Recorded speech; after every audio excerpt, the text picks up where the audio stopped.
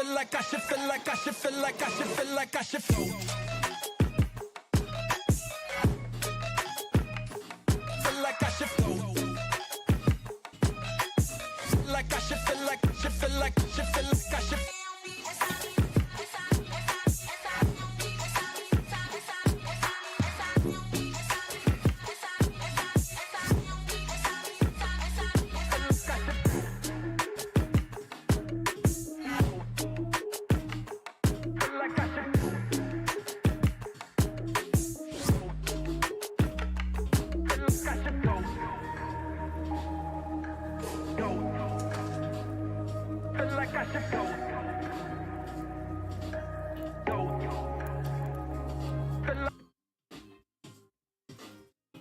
Hey, good afternoon, everyone.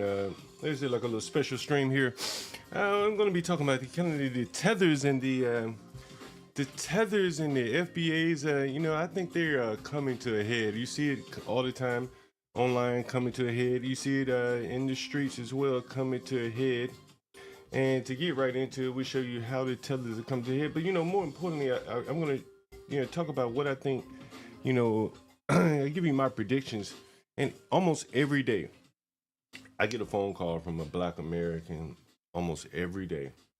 And they're mad about something. Typically, they're mad about some other fellow African American, something like that, you know, whatever the case may be. They're angry about them. Like this morning, a buddy of mine, Philippe, he called me and he was complaining about, you know, family members this, family members that. And in particular, there was a nephew of his, and the young man is disabled. And yeah, that's not the biggest of the deal. The biggest of the deal is that no one is really there to take care of the young man. And so Philippe feels like, hey, I'm here taking care of this young man when no one else is really, I'm left to take care of this young man. It's not really my child, right? And so you think about a young child growing up like that, you know, the Black American community not able to take care of this disabled child. And, you know, they're just leaving him off with anyone to take care of him. And, you know, again, say what you want to say about the tethers. They seem to be able to handle their business a little bit better. And on it goes. You see this all this conflict online, the tethers and the FBAs. But it seems like to me, if I had to give my opinion on it right now, it seems like to me that the tethers are winning. The tethers are, you know, doing a lot better in the workforce than the Black Americans. The Black Americans are more or less kind of found themselves kind of undesirable, unhireable in many cases. I would say their hatred of the white is kind of unsurpassed, and I don't think the tethers have that same kind of hatred. And you know, I'm going to start off with the video that I saw today. I passed this on the portion of HBS, and man, you got to take a look at this. And just look at this, and you know, I think for me, it's kind of a prediction of who's going to win, the tethers or the FBAs. And I want you to just take a look at this. Let's take a listen. You don't respect people at all. Yeah. You come to my business and talk to me carelessly. Mm-hmm. If I'm at your age, born in this country, I will be a doctor, not carry food for people. Mm-hmm. You don't know what the fuck I do. You understand? Bitch, I drive a whole motherfucking BMW. I drive a whole motherfucker BMW. I drive a whole motherfucking BMW, and I ain't working a fucking hospital, bitch. Working a hospital, bitch. I drive a whole BMW. You know, if you have any problems with the audio or the video, you let me know right now. Or, you know, audio in the background. I got a little audio in the background playing to keep me going here. But you look at this conflict here between the tethers and the FBAs, and I think this is kind of where we're headed here. We're going to see more and more of this every day, all day in the streets here. And you look at just the crash materialism of the tether, of the FBA, versus the tether who actually owns the business. And she's saying, hey, you know, if I were born in this country, shit, I'd have more than you. I'd be a doctor if I were you. All you doing right around here driving the car, delivering food. Listen, let's listen.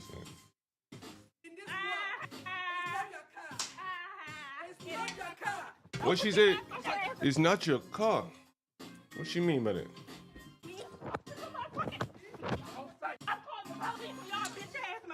On y'all bitch ass motherfuckers. Then knock the window out. One win for the one strike for the FBA. She knocked the one out. She probably get this lady thrown off DoorDash and Uber Eats. One win for the FBA. One win for the FBA. You don't respect people at all. You come to my business and talk to me carelessly. Come to my business. Tell the got a business. I don't know what she is. African, Jamaican, it don't really matter. They're gonna all align together, and there's no way you're gonna side with these people. I got a whole motherfucking BMW. Born in this country, I will be a doctor, not carry food for people. That right there took her soul. That right there took her soul because she knows it's true. Maybe that she wouldn't be a doctor, but she would not be driving Uber Eats. And if she was, then she's no better than an African. But this African owned the business. Shit, if I was born here, I'd be a doctor. It's great. You don't know what the fuck I do. Bitch, I drive. A cotta. You don't respect people at all. I want to call her a cotta. Talk to me carelessly. If I'm at your age, born in this country. If I'm at your age, born in this country, I'd be a doctor. Not carrying food for people. That Tether done got her voice. Talking big talk to the FBA, ADOS, whatever the fuck they call themselves. Where's Tariq Nasheed? Not carry food for people. Disgrace. You don't know what the fuck. Call that bitch a disgrace. Motherfucking African done came up here, opened up a restaurant, and called a motherfucking MBA, said, you disgraceful nigga. Country. I will be a doctor, not carry food for people. Disgrace. You don't know what the fuck I do. I don't know what the Bitch, I fuck I drive a know. whole motherfucking BMW, and I work in A BMW. That's all you got, so you probably behind on payment. BMW, and I ain't working a fucking hospital. Working in a hospital doing what? You ain't no medical doctor. Ain't even a nurse. Phlebotomy, some shit like that. Nursing assistant. Orderly. Cleanup crew. Anything in this world, sell your car. Insurance paper. Obamacare adjuster. It's not your car. Don't put your motherfucking hands on me. Tell her about to put them hands on the nigga. I'm calling the police on y'all bitch ass motherfuckers. Watch this. Calling the police on y'all bitch ass. Call them. You don't respect people at all. You come to my business and talk to me carelessly. If I'm at your age, born in this country, I will be a doctor, not carry food. It should be like a hate crime, like in the other restaurant we previewed. What was it? Canna Coffee, where he was talking to that Mexican like that, but then there's no hate crime. You talk to these niggas however the fuck you want to. And this is what I say. The tethers are winning, people. Business owner. Talking to that bitch like, bitch, if I were you, born in this country, you don't squander all your opportunities, you run around here delivering food. I'd be a doctor if I were you. Not no fucking food delivery. You don't know what the fuck I do. Bitch, I drive. You don't respect people at all. No, Come she to my don't. business and talk to me carelessly. No, she don't. No, she If I'm don't. at your age, And then I got a call from a friend this morning, a buddy of mine. He called me, said, man, my daughter, she caught up with some bullshit about her roommate, her black roommate did not pay her rent, this and that. So I know I got a cover for the rent and this and that. And I said, damn. One day you celebrating your birthday on New Year's Eve, the next day it's like, shit, dire straits again. A couple days later, it's like, that is the black dilemma. It's like, you embrace that blackness, but shit, look at all the hardships that come along with it. The motherfuckers is black, they don't want to live around each other. You know how many videos have I played? How many motherfuckers have called into this challenge? Now, I don't want to live around no niggas, Mr. John God. I want to live around the white people. I said, sure, I'll oblige you. You gonna have to pay niggas. You want to run from your own people, you're going to have to pay.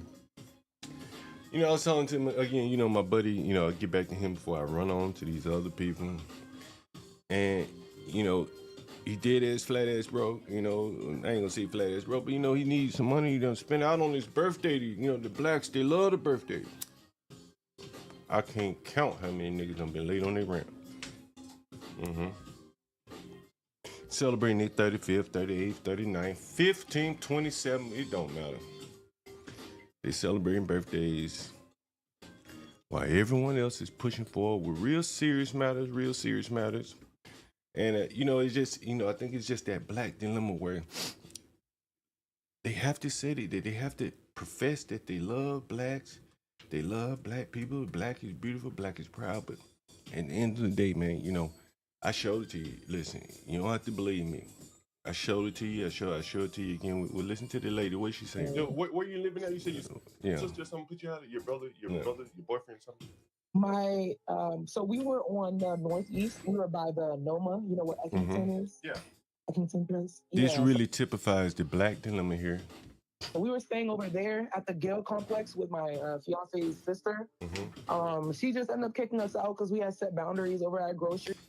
Look at these blacks. Can't get along. You know, kicking me out. This the black dilemma here. Black power, black love. They want to build Wakanda, but they can't even fucking live in a house together. And why they get kicked out? Let's see. She didn't like that. She felt like she shouldn't be able to touch anything in the house Over because food. it was her home. These She didn't motherfuckers like that. I don't do that. These motherfuckers arguing with food. I done been around Tethers. Food be plentiful. These motherfuckers all be cooking and chopping and cleaning up. The women be cooking and cleaning, and the men be sitting back drinking beer. Kids running around playing. And listen to these blacks. It's the black dilemma. Bullshit. So she didn't like that, and she kicked us out that same night. We had nowhere to go. Literally, all our stuff was Nowhere to go. It's the black dilemma. Lock the doors, and she just told you to leave. literally, yeah. She said, "Pack your stuff and get the fuck out." Pack your shit and get the fuck out of here. The black dilemma. This is her family. How many of you black people, how many white people I heard of black people to say don't do business with friends and family? You ever heard that? Put a one in the chat if you heard. Don't do business with friends and family. You heard the black say. We packed our stuff and got out, and she locked that door right behind her. And that was your fiance's sister? Damn. Yeah, it's really crazy. The whole family is shocked that Everything's always crazy. It's always some fucking crazy. Give me a minute. Let me charge my computer. This motherfucker got been in the mobile studio. Now I'm back in the other place.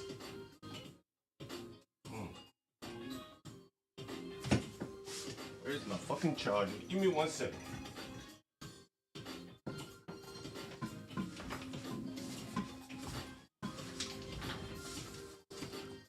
Damn battery about to die on my ass.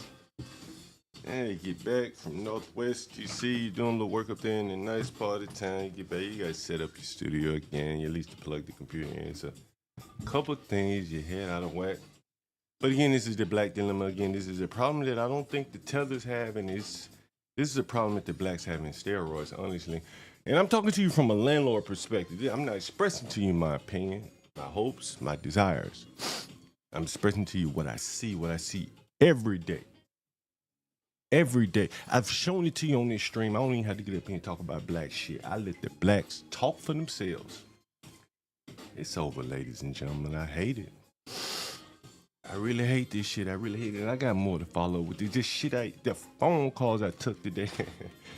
Man, it's so over. You black America, it's so over. I'm putting my money on the Tethers, man. I'm rolling with the Tethers. Rolling with the Tethers. Sister, because he has 6 sisters. All of them are shocked. She's like the black sheep in the family, but not in a good way. All these motherfuckers is black sheeps to somebody. Black sheep motherfuckers, black sheep. The So, black dilemma here. I see it every day, people, every day. And then I gotta be subjected to motherfuckers marching for George Floyd, that nigga that got his ass beat down there in Miami, or a nigga that got his ass beat in New York. When I see niggas get beat, y'all niggas want to see a murder? Y'all nigga, I got murders on my phone of blacks killing each other, nigga. Shit, nobody really understands her, but that shit. she went Black from helping lives us matter to my keeping us ass. to the curb. Nigga. So I do have a job. I work faithfully. What about I your work at the nigga? Apple store. What about your nigga? See, this is the black dilemma. I do got a job, she said, but what about the nigga? What about the nigga? Folks, just one element, one leg on the stool of a multi-leg stool of the black dilemma. She said she got a job. Okay, what about your nigga? So I do have a consistent income. I do. Bi-weekly. The only issue is the fact that the time that she had kicked motherfucking that's all they gotta say. us out, black the week dilemma. I was getting paid, which fucked us up. It was literally last week. So we've been kind of hunting for a place ever since.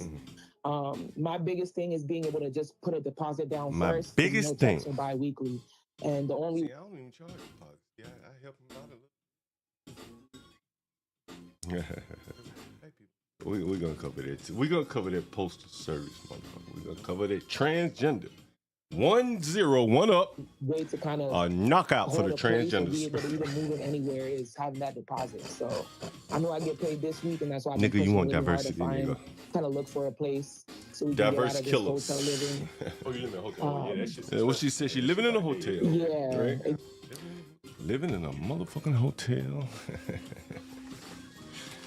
The black dilemma. I ain't never had an African, no migrant. The only motherfuckers living in hotels are the migrants, but they shit free.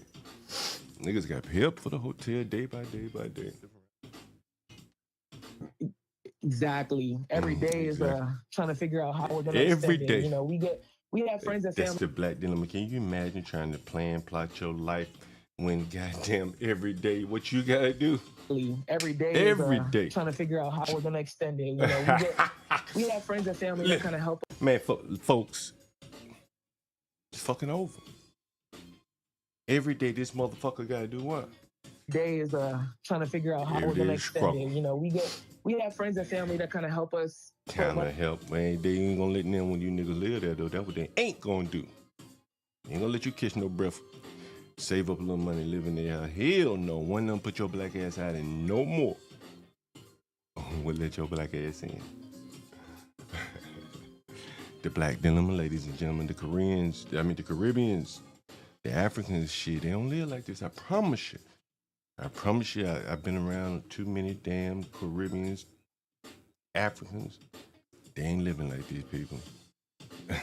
This is live, by the way, JQ. Money together to extend it while we've been here. So we've been in here since Thursday of last week. Yeah. So we survived a couple This of is days the black now, but dilemma, right? This is not a comfortable living for me. It's not so comfortable. I'm really pushing listen, nigga, you broke.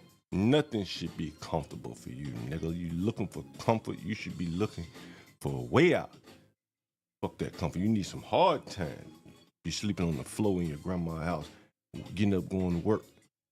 So you want a comfortable ass bed, so you can fuck in you and this nigga. The black dilemma. Listen to the black dilemma. Northwest, the area isn't bad Northwest. for Why me. you think she want Northwest? Because she don't want to live around black people. That's their black dilemma.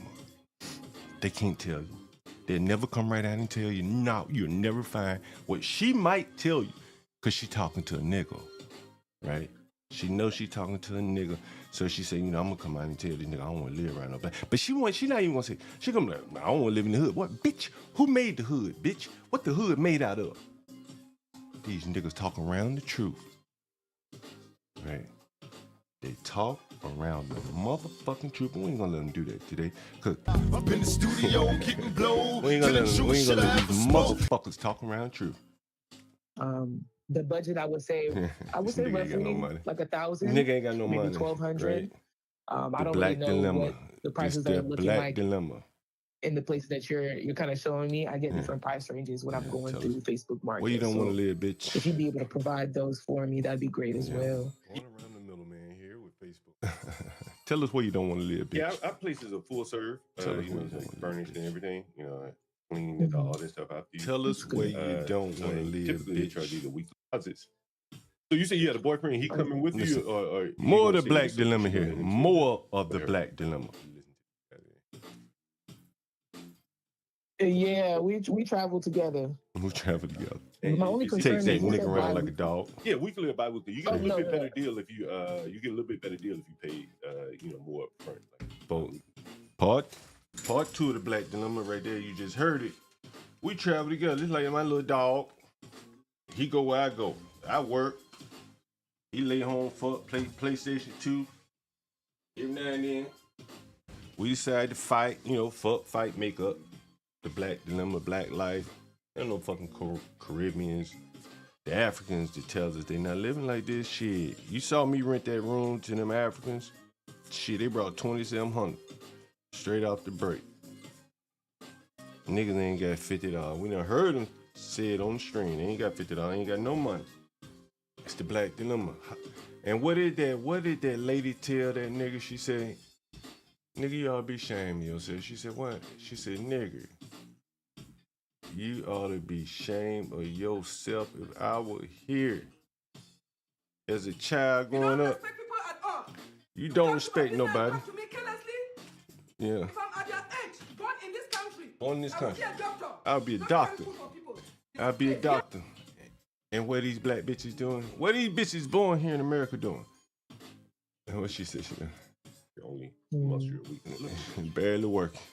How much? Barely How much? working. How much is it usually? How bi-weekly? much is it If it's not usually? per month? It depends on the room. How much is it? You know, it depends on the How room. much We have a is lot it? of rooms with rooms, How much is it? Without a private bath. Yeah. Rooms with 2 rooms in one. Okay. What I do is I send you some pictures. You let me know what you're interested in. It's a little bit more than $1,000 Okay. though. Is it just you? Does your boyfriend work too? Or is it just Does you he work? work? Listen. Contracted jobs. Yeah. With the thing with his is it's not as You didn't get see me giggling in the background. Now the Africans, I had an African on the stream just the other day. Like I said, where you work? He said, I work. I think he said he worked at Walmart. Girlfriend did something. They had money, $2,700. I think they said they'd been here 8 months. Maybe we'll find that video and play it. And you listen to these black Americans that have been here all their life. The best public school, pre-K, baby formula, infamil, WIC, everything we can give them. And they get to be 28, 29 years old and look where they at in a flop house ass motel. Trying to come and stay in one of John Galt's rooms. Man, this ain't worth the trade-off, man. I'm rolling with the Tethers, bro. Shit. If this all these niggas can do, man, game, set, match, bro, it's over. Right? Everybody can see the writing on the wall. You may not want to read it, but everyone can see the writing on the wall. Haven't we been told lies? Yeah. See, that's what I'm saying. Right here is one of the biggest goddamn lies we've been told. Like, we've been fed a whole lot of lies in America today, and part of it is been about black people. They work 2 jobs. These inner city mamas working 2 and 3 jobs. Not one black person has called into the channel yet working 2 or 3 jobs. Not one. Damn sure not a man. I can't think of hardly one black man that's called in. They say, yes, sir, I work 2 or 3 jobs. Just never happens. But the media is telling you this, and the niggas just let you go along with the believing the lie because it benefits them. But the black dilemma is, underneath all those lies is the truth. And you know who knows the truth more than anybody? It's the black people. The ones these motherfuckers are lying to. They know deep down. Every day I have stories of black people calling me talking about some stupid shit that they have to endure amongst their own family. Every fucking day. Every fucking day. I tell you no lie. And when they get their little measly ass paycheck, you know what they gotta do? They gotta go live as far away from blacks as that little piece of ass paycheck will take them. And oftentimes when they can't afford it, they rather just go live in a ragged ass motel owned by the Indians to stay away from the niggas. Let her tell you better.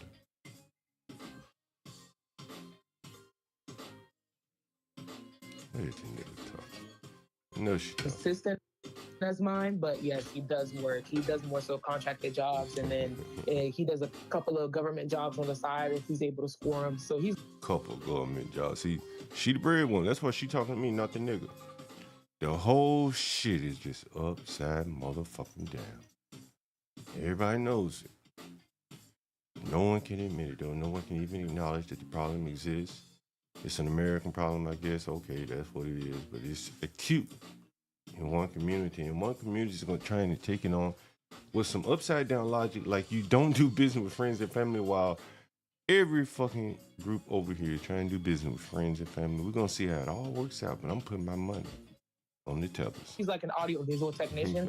He does different jobs, from working contracted jobs with the government, like Lockheed Martin, and then we'll switch over to doing that audio visual, which is like in lounges and businesses, stores, things of that sort. It just doesn't come as consistent as mine. You know how you're first. It just don't come. Yeah, I know.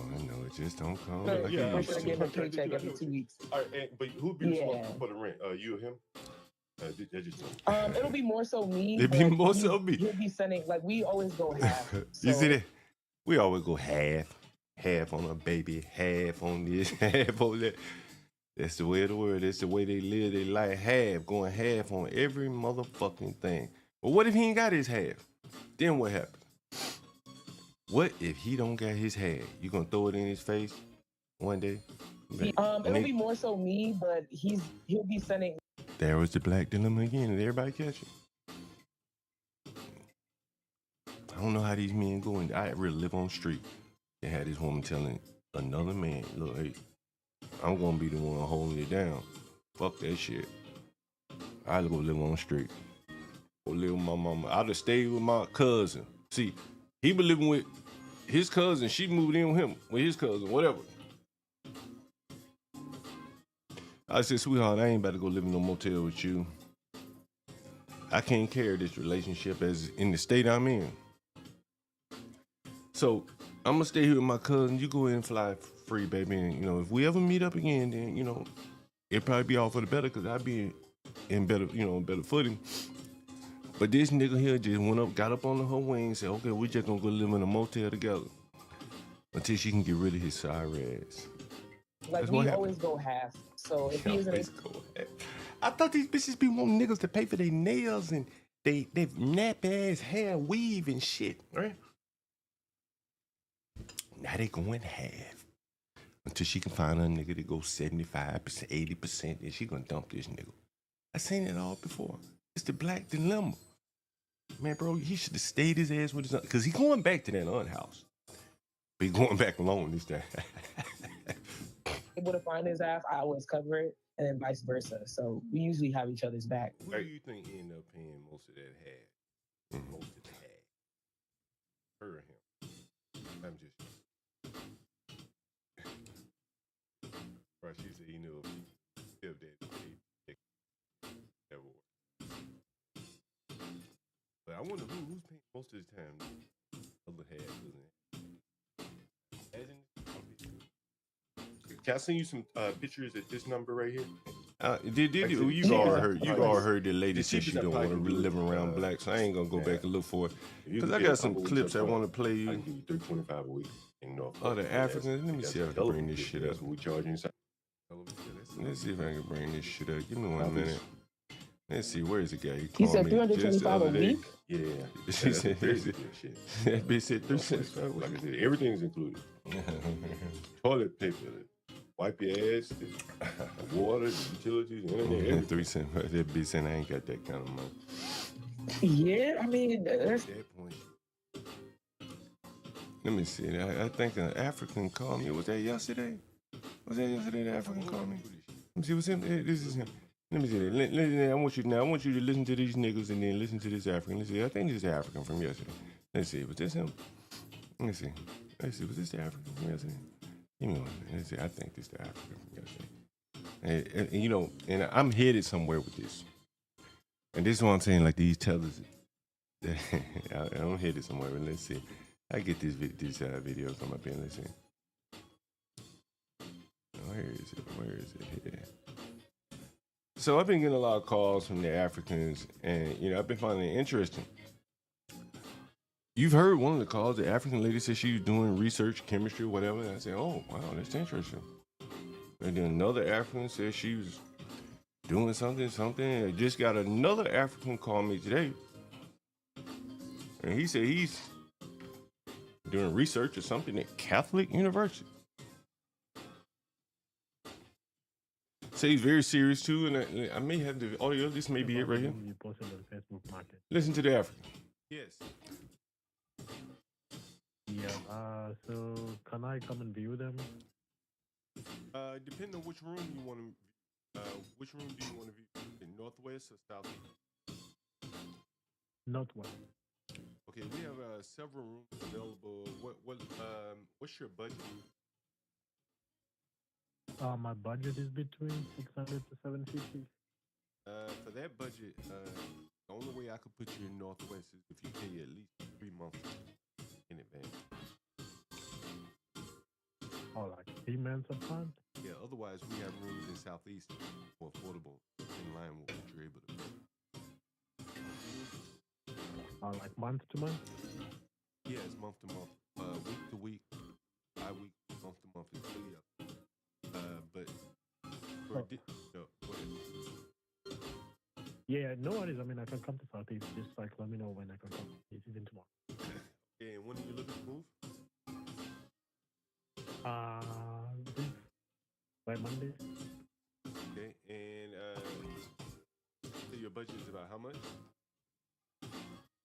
It's 600 to 750. It's kind of low, bro. I tell you, we have the inauguration. Can you pay any in advance? What do you mean in advance? Like pay Like, the room in let's advance? say 2 months in advance, like 2 months at a time. We can give you that price. What's your phone number? I'm going to send you one of the listings that we have. What's your phone number? And anyway, on and on it goes. You hear this. If you can call it back to the 202, what's this? Anyway, on and on it goes. You hear these Africans. They're coming over here. We've seen 3 or 4 on the stream so far. And they have money. They're going to college. And I thought about it and I said, well, damn. If they don't let them in by way of the southern border, you can bring them in by way of the immigration, right? Everyone, or education. You could do that. That would work. And then I thought about this. We covered this earlier this week, and it was Ghana, Lehigh University, fraud, right? It was Ghana, Lehigh University, fraud. We also covered this Indian fraud. Let's see if I can cover the video. You see where I'm going here. Let's see. Oh, this is the Indian. Here it is. This might cover it right here. Man, we haven't even watched this video. We'll see what's on.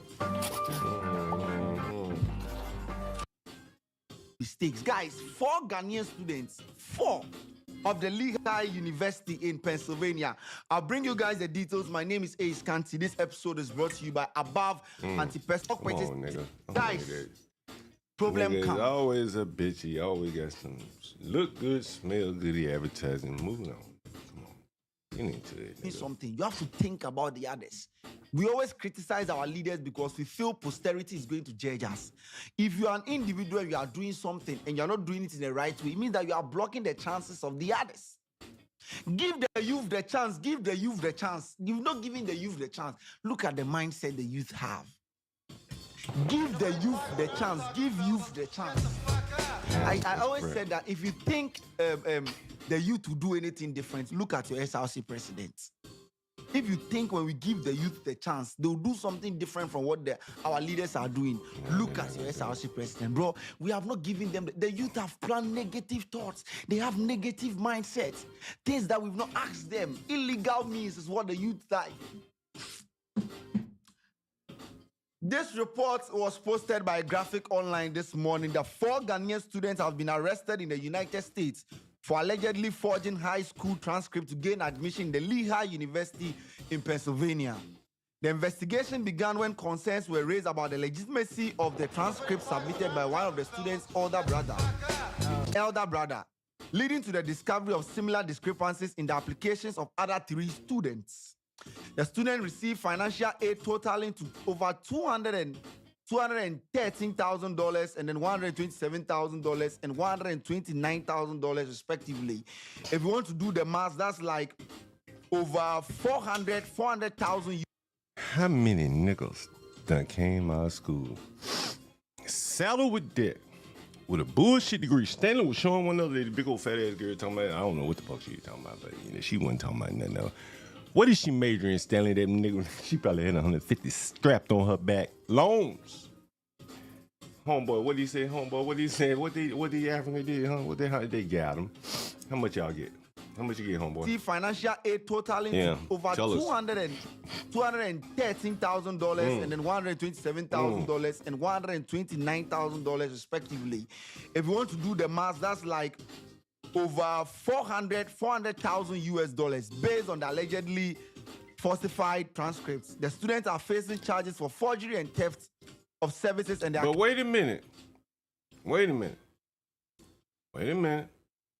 Because here in America, we got sisters With education for sure, working in hospitals and shit. Carelessly, if I'm at your age, born in this country, Yeah. I will be a doctor. Yeah.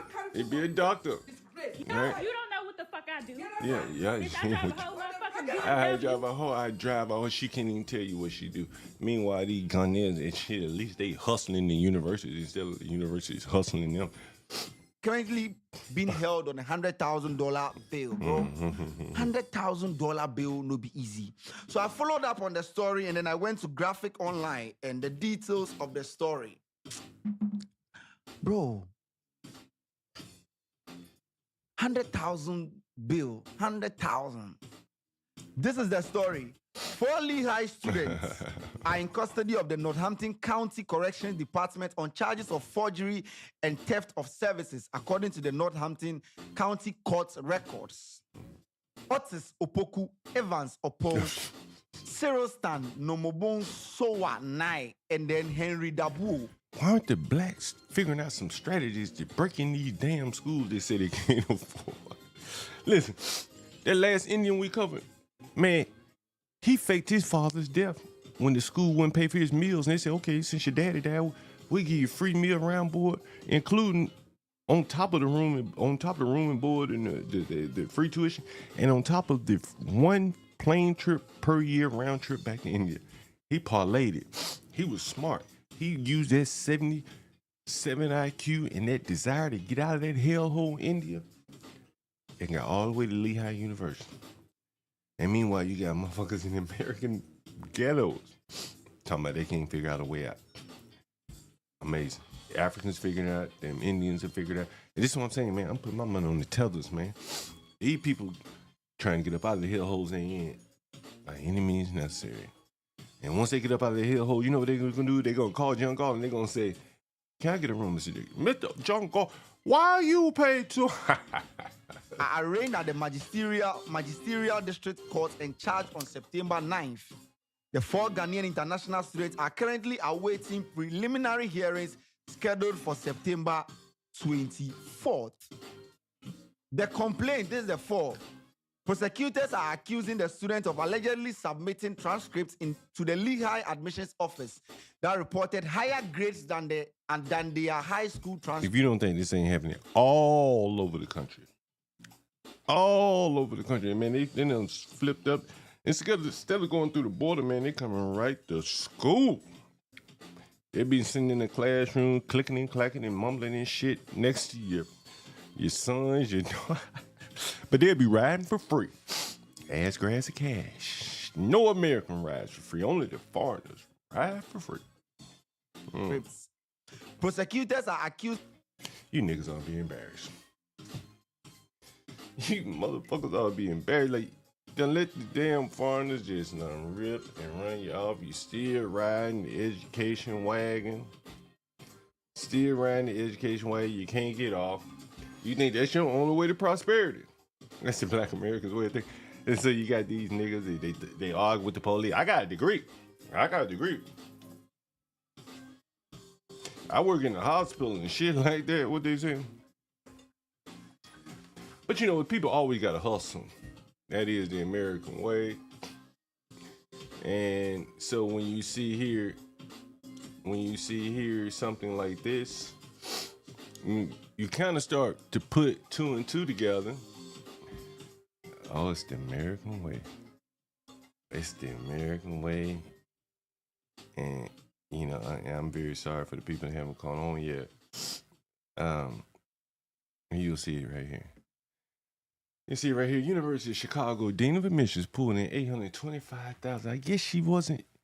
Well, I wonder how much that Lehigh Dean of Admissions. Maybe we looked at that Lehigh Dean of Admissions. See how much she got paid.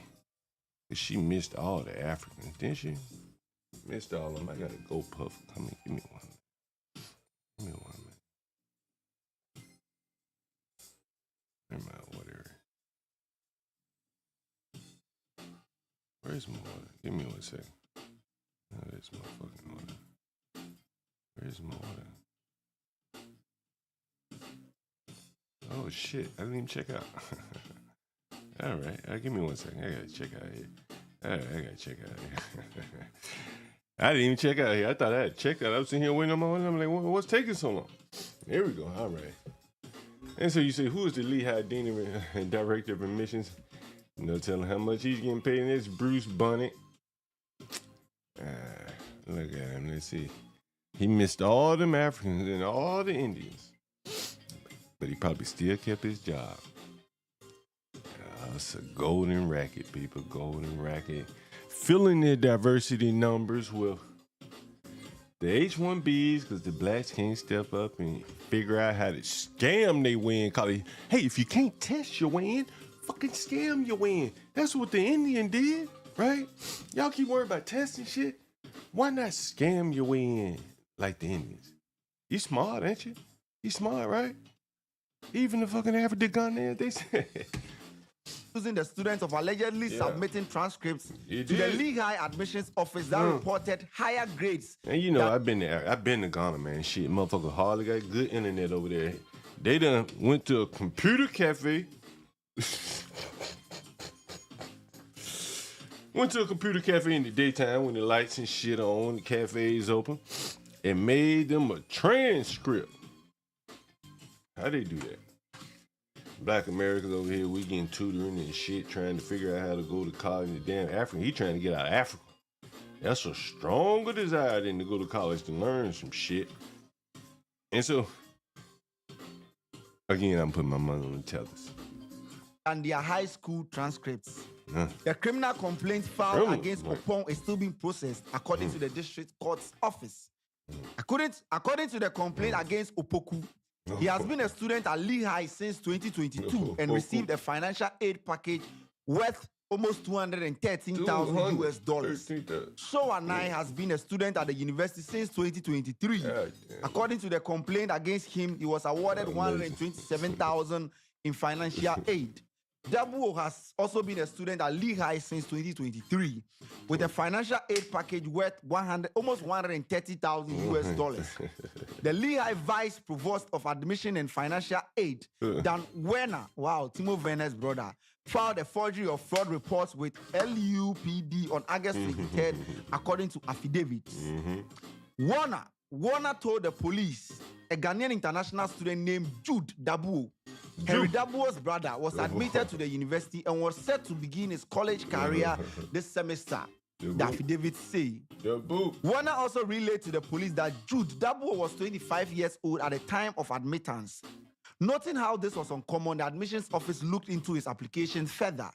The admissions office discovered concerning format, marking and spelling errors on Jude Dabuo's transcript, leading them to question its validity according to the affidavits. After rescinding his admission, the affidavit states that the office then looks into his younger brother's credentials and found the same problems on his transcripts. With the help from the U.S. Department of State, the office reached out to his high school in Ghana and obtained the transcripts. They claimed to have found discrepancies.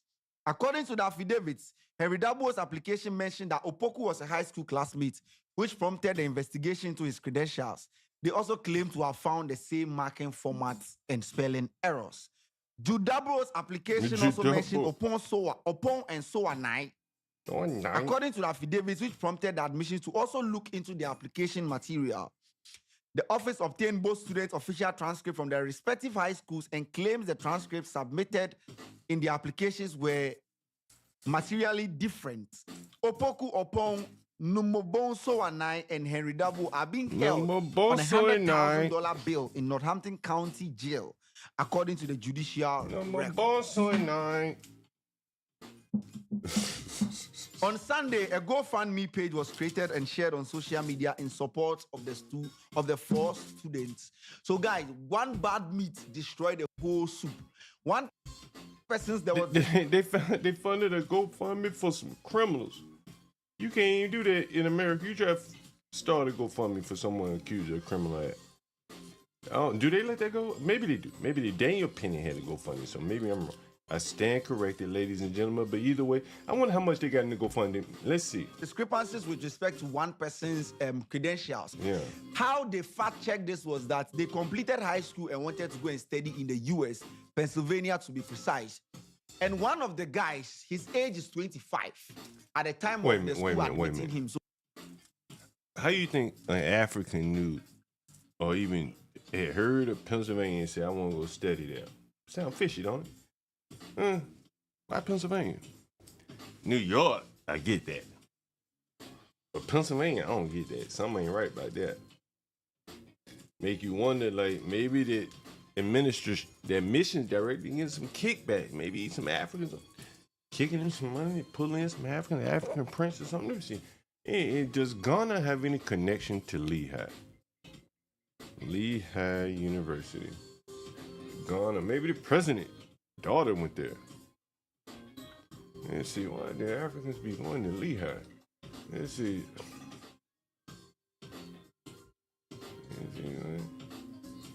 Ghana, no, not the president. Ghana, Lehigh, president. What is the fucking connection there? Yeah, there it is. Kwame is bringing the Africans there. I put my money on the Tethers, ladies and gentlemen. They're going to get their people. Go get your people, bro. Kwame. Kwame means, I think, boy born on Tuesday. Kwame, Ghana, meaning. Y'all niggas didn't know that, did you? Kwame is a masculine name. They're born on Saturday. I'm sorry, born on Saturday. So we got this boy here going to get his people. What did they say? He led an initiative. Yeah, delegation. New partnerships. They're not even going to the inner cities no more, man. Fuck that shit, man. We going. I'm putting my money on Tethers, man. These boys trying to do something. They're at least trying to get the fuck up out of Africa. And when they get here, at least they're gonna work somewhere. So he was set to start school this year. And when they were admitting him, they looked, bro, if you completed high school and you are now coming to the US to come in school and your age is 25, according to their records, it's not common. So they had to go into details and check his transcript.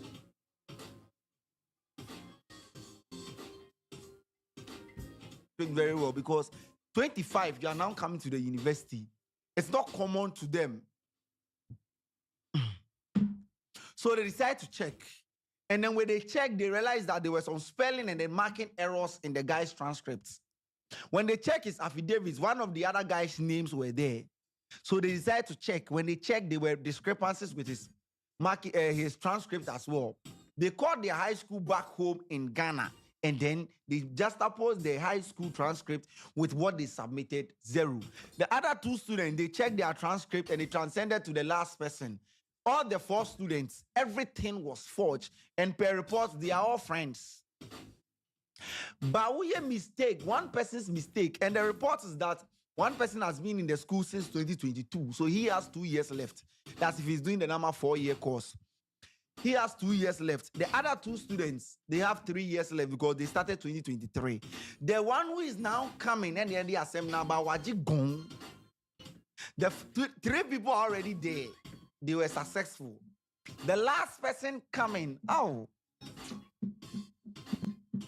sometimes you can be way ahead in life. One person, one bad meat, one bad nut will spoil the whole soup.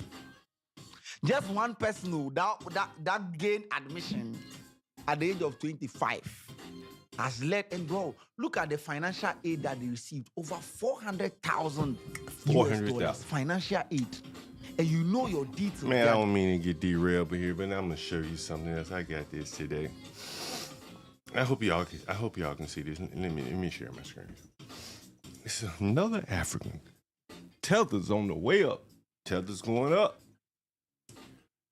And look what he writes me. He said, room tomorrow, I will take it. And he said, are you Black American?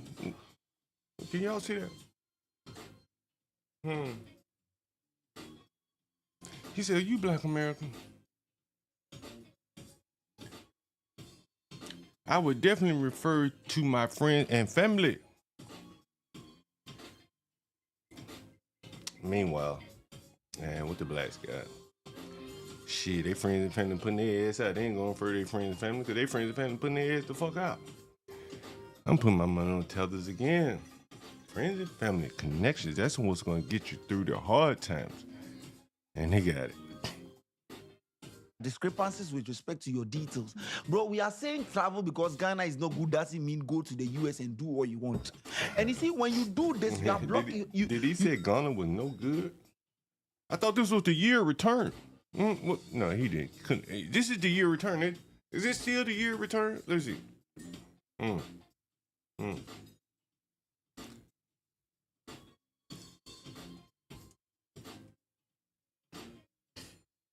Oh, 2019 was the year return. A year-long initiative to get the blacks to come back. Blacks. They don't want to return back, but they're not doing that well here. Doesn't mean go to the US and do what you want. And you see, when you do this, you are blocking. You block the chance for we the people. Oh, bro. For us to get the fuck out of Ghana. See, all of us want to go.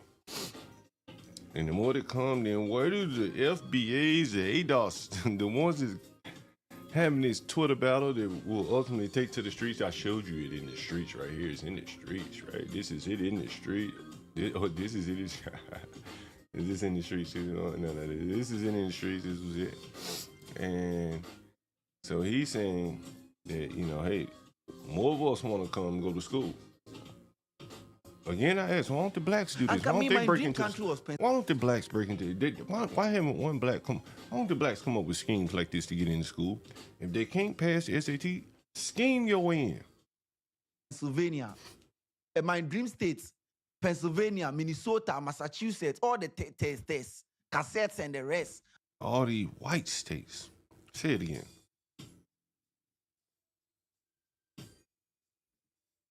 And my dream country was Pennsylvania. My dream states, Pennsylvania, Minnesota, Massachusetts, all the tests, cassettes, and the rest. Alabama, Chicago, near the other. Pennsylvania, no, I said, and how do I get to New York?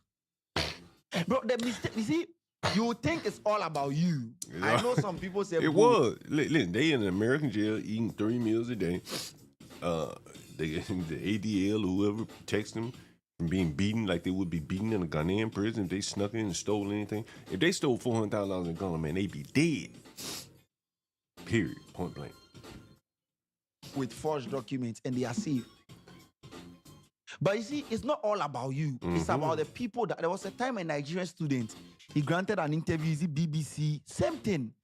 And then he was talking about people leaving their country to come in school. There was a Nigerian student like that. And the Nigerian community were bashing that guy. And they even limited the number of students that will leave Africa to go and school there. When you do this, anytime a Ghanaian international student submits a transcript, they are going to fact check it. Whether it is accurate or it is not. Even it could get to a point where they are not even going to pick Ghanaian students anymore. Because if the 4 Ghanaian students all in line, all your transcripts were fake, they don't even tally. They called your high school. And you're even lucky, some high schools they don't even have your transcripts. Some people, their high schools have even collapsed. And they were able to get the details, and then they realized that everything you submit, bro, they said they were spelling errors, bro. How come if you are forging a document, you can't be creative, bro?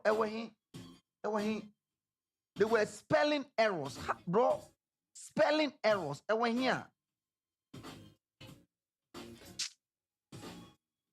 They claim to have found some markings, formats, and spelling errors, bro. If you are forging a document, spelling errors. Man, it is what you couldn't even fact check your spellings. No, bro. And the grades that they submitted to gain admission was higher than when they obtained the transcript from their high school in Ghana, what they had. So they had aggregate 40 in Ghana and they submitted aggregate 12. When they were asking you to study, you didn't listen. Study and pass. I'll marry my book and give birth to success. You guys no listen. Because how are you getting aggregate 40 and you are submitting aggregate 9? You are going to block the chance for someone who graduated high school with aggregate 10. What did I get? 11 or 10? Even the 10 saved, then there are 6-1 people. That's why. 6-1. I was a very good student. 10 are 6-1 people. If not, I got flat 9. By no be anything. My what's to correct. You can check my records from Mali school. Bro, so if you are doing something like this, you know, you are killing the dream. A dream? Because the first person that was there, I think, is it the Opoku that was there, successful. He paved way for the next person, Henry. You came in, paved way for the Soa Nine, paved. Then the last person died. Now, if a Ghanaians, by now we have Ghanaians who want to go there. Lehigh. Kameko high me won't crowd. Now you are facing 100,000, bro. See, the fact is, if they really had 100,000, if they have $100,000, they wouldn't even be in the US. If these guys had 100,000 bill in the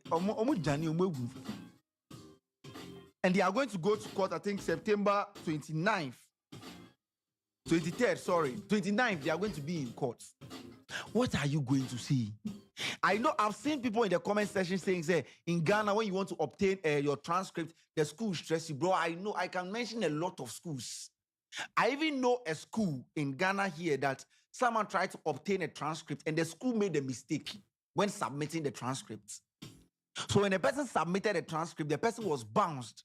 And when the person went to check, the school made a mistake with respect to the transcript. Sometimes our schools here make a mistake with our transcripts.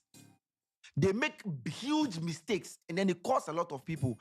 Some schools don't even give you, they will delay you and toss you. But you see, the fact that your school, they toss you doesn't guarantee you to forge your own transcript.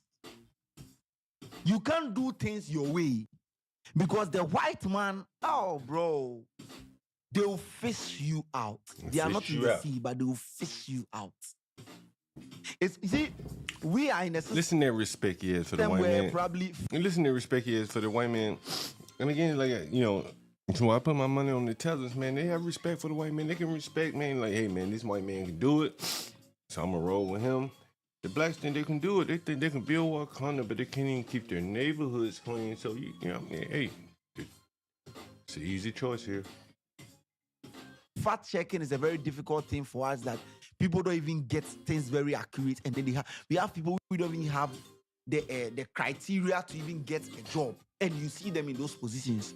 You see people who don't even get cutoff point to study in schools, but they are getting it. You see people who are highly favored because whom you know. In the States, it doesn't work that way. Bro, you apply for scholarship with fake documents, and when they grab you, want to go scot-free. They are creating GoFundMe and they are making less. No? They are even lucky if they are to serve jail term. They are even lucky to serve the jail term in the US there. Because if you come here, the US jail terms, the cell serve for there is better than some communities in Ghana here. We don't do these mistakes, my niggas. You have killed the dream. Kill the dream. If you know you are planning to do same, bro, eventually, if not now, you see, someone who was there 2 years ago, I'm sure he has been excited throughout that. Oh, Charlie, Sisi Adie, oh, mama, Sisi Adie, a farmer, man. Sisi Adie, I'm not an agricultural man, but a farmer, man. He's a farmer, and a farmer, man. But he didn't know, say, 2 years on, issues will come. I'm sure these 4 people who are there, there's someone, the 5th person also trying to use the same thing. But how can you grab 4 different people with spelling mistakes and markings on their transcripts? How did you forge your document? How do you forge a document doesn't have correct spellings? You are not different from those fraud people that send you. A couple days ago, maybe it was more than a couple days ago, HB mentioned something and it caught me by surprise. I didn't even know it. And it was about the black male suicide rates. And here's something interesting. Earlier last year, it's still relevant. You kill yourself, it's over. You don't get to rectify the statistics. Experts are noticing an alarming trend. The rate of suicide among African-American men and boys is climbing. And tonight, our in-depth reporter Anthony Hill uncovering the possible reasons behind this rising rate and what is being done to help. Yo, what's good, everybody? It's the people's favorite counselor. I'm here, I'm chilling. Y'all are about to see something right now. Tariq Greensbury is a local therapist. He's the owner of Dearly Loved Counseling in Hello? Tampa, and he's What's up? spreading the word about You know when John Galt, you and John Galt here. All about mental Hold on one second, we got video playing. I wanted to For 8 ask you about the years, he's been Tethers. seeing clients in a typical. We got Lisa calling in here. Hello, can you hear me, Lisa? I can hear you. Yeah. Okay. All right. Fair enough. Wait a minute.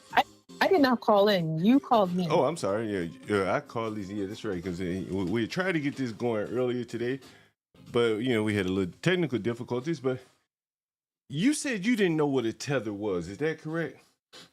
I said I didn't remember. You didn't because remember. You didn't remember what a tether was. Mm-hmm. We discussed it before, and when we had discussed it before, I hadn't heard the term. And so I did time, and I forgot. All right. And so we would. Did I tell you? Well, you remember now what a tether is, right? I remember it was probably something that more that interests you than interests me. No, I don't remember. So a tether is like your friend, the nurse friend. What's her name? I don't remember her name. But you know your nurse name. Your nurse friend. You know, that lady, right? She's from the Caribbean somewhere, right? Oh, now I remember. Right. Yes, now I remember. So a tether is like a Caribbean African, right? Yeah. Mm-hmm. And the blacks and the tether Caribbeans, you know, they're duking it out. Kind of like in South Africa. A lot of people think it's going to be a Brazil type thing, but I think they just... Are they duking it out? I'm sorry. Yeah, on Twitter? Well, not just on Twitter. Yeah. They're duking it out in the streets. I showed a video earlier where a black woman, she was delivering food, gruel, and she went to pick it up from the Jamaican or the African food owner, and the food owner said, I guess it was a little disrespectful the black woman was, and the black woman said, I work in a hospital. I drive a BMW. And the African woman said to her, sweetheart, if I was born here, I'd be a doctor. That took her soul. That took her soul. That took her soul right there. That sister thought she would ride high in a BMW, materialist. She probably had her nails and shit done. Walked up in a tether store, restaurant. And the tether said, shit, nigga, if I were you, I'd be a doctor.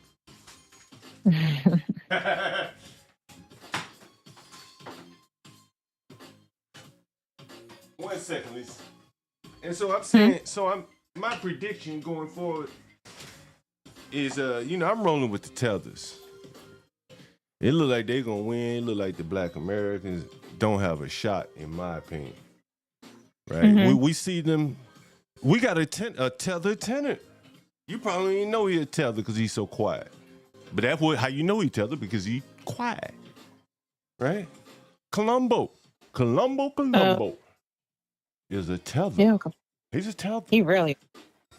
He paid his rent too, don't he? He paid that rent, don't he? Huh? If he's gonna be late by a day, if he's gonna be late by a day, he calls me and makes sure. Colombo from the Congo. I'm like, remember when you're supposed to pay rent, and you're only late by a day. The Congo, them Africans do not want to live outside, and the penalties, it's in their bones. What happens if you don't pay your rent? They don't want to live outside. They don't want to live in the bush and the shanty. He's so happy to be inside. He's gonna get up and he go to work. I don't know if Colombo got a degree or not. They said Colombo's a little slow. Someone said, is that correct? I don't know. I haven't met him, but that's what. But he gets up and he goes to his security job. He ain't trying to be some smarty-arty, get him a master's degree, right? He just say, look, I use my size to my advantage. He's a big old African, right? You never seen him. He's a big African. And he said, shit, I take all these security jobs that the black Americans in theory should be able to do, but they won't do them. I'm big just like they are. I'll just take the job. That's basically what he's done, right? He's not doing anything that an African American, FBA ADOS could do. Is that correct? He's not a rocket scientist, is he? Huh? I don't know him, so. But you know what he do for a living? You know he a security guard. I know what you mean. Say what?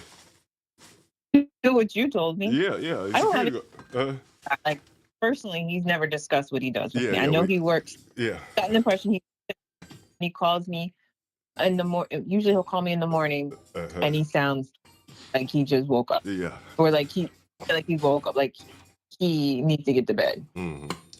And do you know we also have a black upstairs, a returning black, right?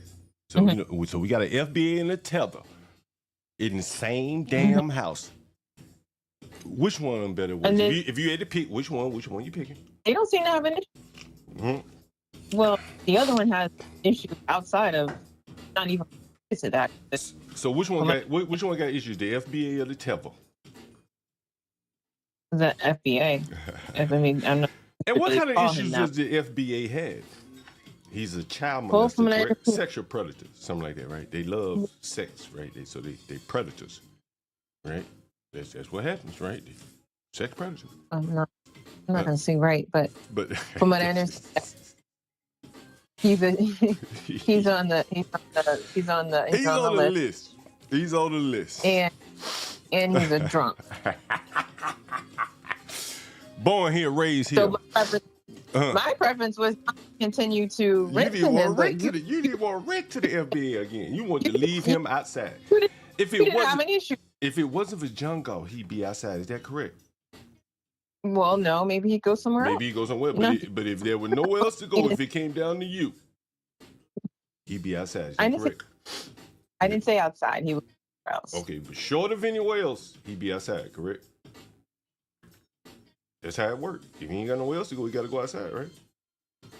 Oh, yeah, but I would think that we're not his only option. Right. We could be a preference, but doesn't mean we're his only option. Yeah. Live with his mama, but with his mama, so he'd rather live with us or live in our place. Mm-hmm. I'll tell you about my buddy Philippe. All the problems he's having with his Airbnb, with his apartment, with his next door neighbor. I'm sorry, his next door neighbor is the tenant. Blah blah blah. Yeah, the next door neighbor to the tenant. Yeah. Then the tenant then ain't paying. You know, he got big black problems. He got big black problems. He got big. Instead of say what? His landlord problems. Yeah, and then he got family black. He wake up the black problems. He go sleep to them, and they gonna eat off him no matter what. Is that correct? I told you, see, they sleep all over his expensive furniture, drop food all behind the sofa, the pillow seats of the couches. They watch Tubi all day and night. Yeah, I don't know if you should call that a black problem. Who else watch Tubi? Does anybody else watch? Do white people watch Tubi? Because I never watched it before. I don't know. Tubi? Somebody pull up Tubi. Let's see. I don't. I'm assuming more than just black people watch Tubi. Oh, okay. Because it's not just. It doesn't look like it's just trying to cater to black people. Oh, okay. If you look. Yeah. Hey, did you get a chance to see Cowboy Carter? Cowgirl Carter. Should I say cowgirl? Is it cowboy or cowgirl Carter? Which one is it? Cowgirl. She's a girl. I didn't know if it was Cowboy Carter. Okay, so what did you think about Beyonce's performance at the NFL game? Honestly, I didn't have a whole lot of thought about it. I thought it was a good performance. You know. What did you think about her ass being out in front of her 12-year-old daughter and in front of the world to see? I didn't have an issue with that. You don't have an issue with her ass out? No, yeah, I didn't. Now, even with her husband being accused of rape, sexual assault. I didn't feel like, and I got to look at a picture again, but I didn't feel like it was tasteless. Like, yes, her ass was cut out, but I think it was like. How old is she, by the way?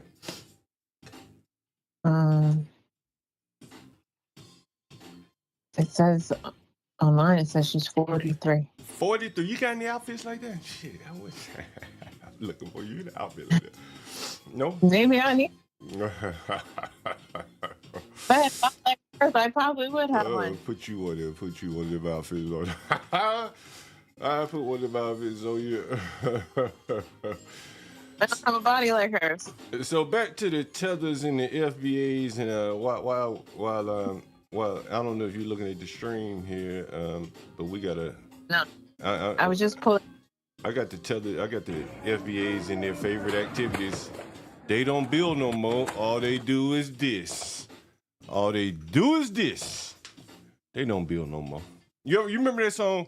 We were growing up, Good and Mad. They don't dance no more. All they do is this, right? Mm-hmm. I do. The blacks don't work no more. All they do is this.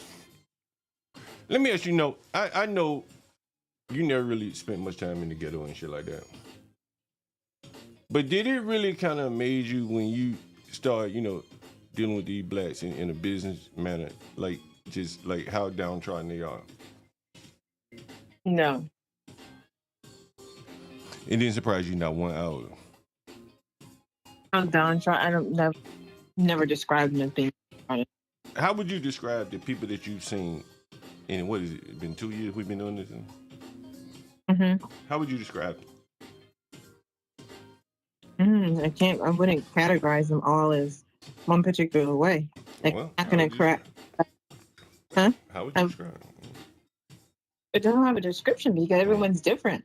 Like the way I would describe, you mentioned Colombo, the way I would describe him would be different than I would describe the guy upstairs. And then the guy upstairs would be different than I would describe the girl down in the basement. So they're all different. Is that right? Yeah. Is that how you see it? Well, go ahead. I wanted to ask I'm you not about. gonna. I wanted to ask you about. I know you want me to describe them as downtrodden. You've never even heard me say that. Yeah, you won't say it. That is the thing why I wanted to do this stream, because I think that is the real big issue here is that no one can say it. Everybody sees what the hell is going on. Everybody sees it. You've seen some shit you probably never even.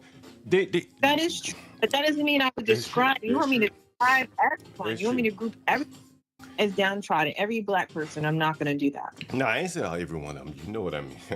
Hey, there was You remember I talked to you about that book, Back to Blood, all the time? My man, what was his name? Tom Wolfe. Remember him? Yeah. We got our second Negro. We got our second Negro getting his Back to Blood moment down in Miami. I'm not sure if you're watching the screen, but Negro getting his Back to Blood moment. Listen what are you talking about? They whooping these nigga ass real good. Real good. Real good.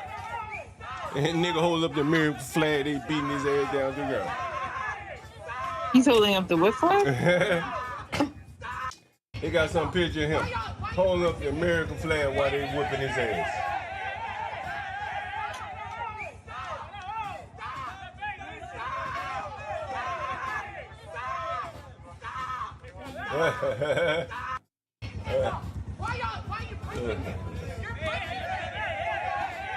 They whipping that ass. They whipping that ass. But anyway, so this is again, like you very rarely see Caribbeans, Africans down here getting their ass whooped like this. Mm-hmm. And I'm just thinking, like, again, like, if I had to bet my money today on who's gonna win, the battle, it's gonna be the Tethers. They getting their Back to Blood moment, and they can't even muster up a protest. Look at this white woman crying. Stop whooping this nigga. Police ain't paying attention. We done moved on to George Floyd.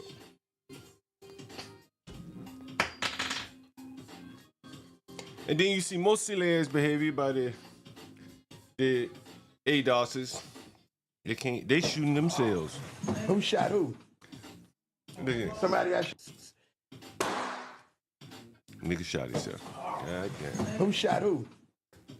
The ADOSs again, old rappers. Somebody got shot. I hope. Y'all.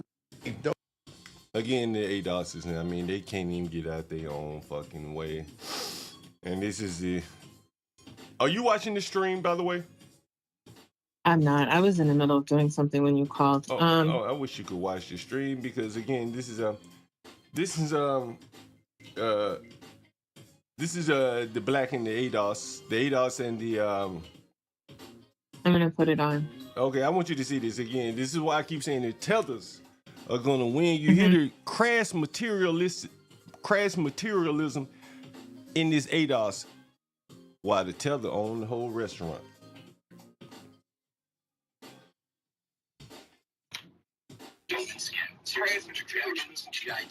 You might have to put it on mute or something like that. Yeah, put it on mute on YouTube.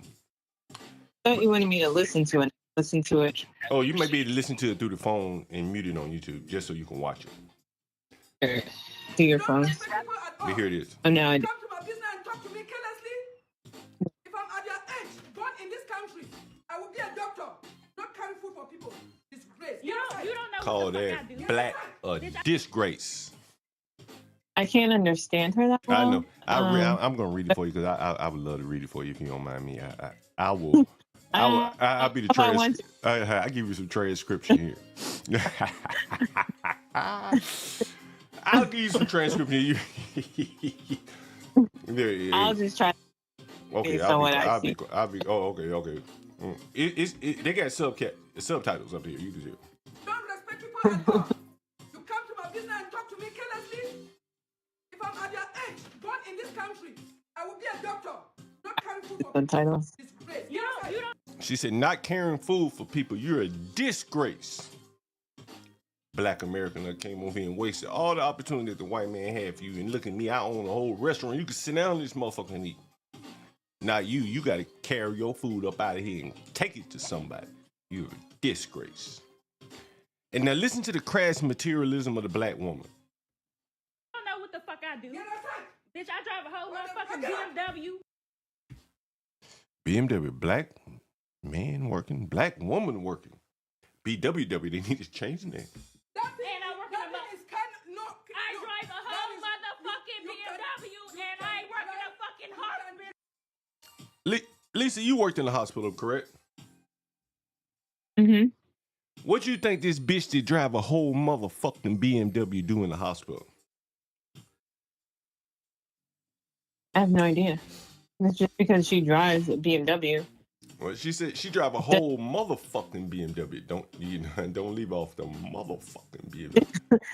Because she drives a BMW doesn't mean that whole motherfucker. She drive the whole motherfucker. It means I should say, doesn't a lot of money. Like, who knows? Number one, what year was when she got? Like, it could be used, and how long she might have been saving up to be able to get it. Can you see what's on the screen, Lisa? Huh? Excuse me? Can you see what's on the screen? Yeah. What you think about that?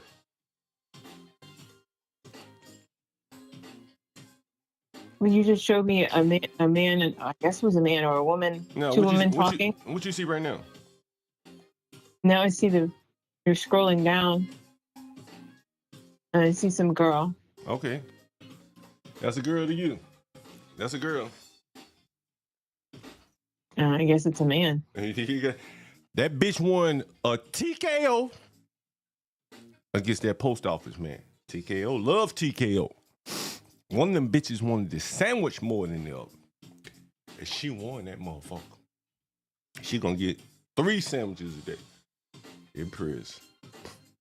Love TKO. What? A love TKO.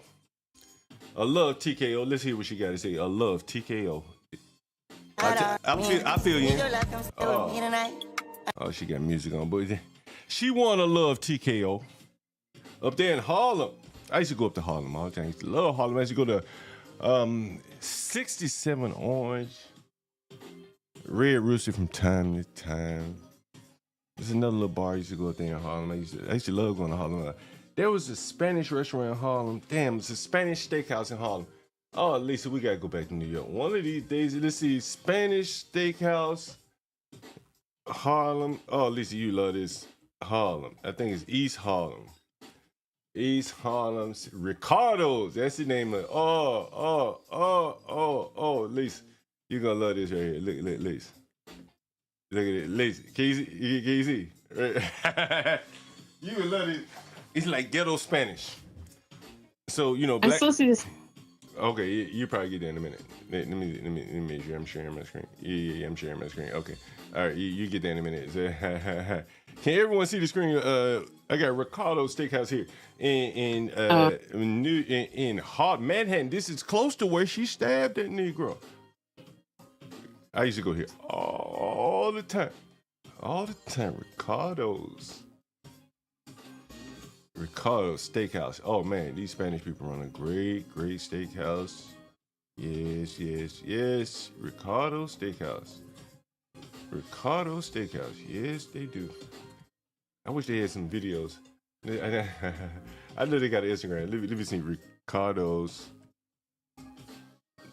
New York City Instagram. I know you like looking at menus. I should have pulled the menu at least. Shouldn't have. All right, so look, here's the menu. Ricardo's.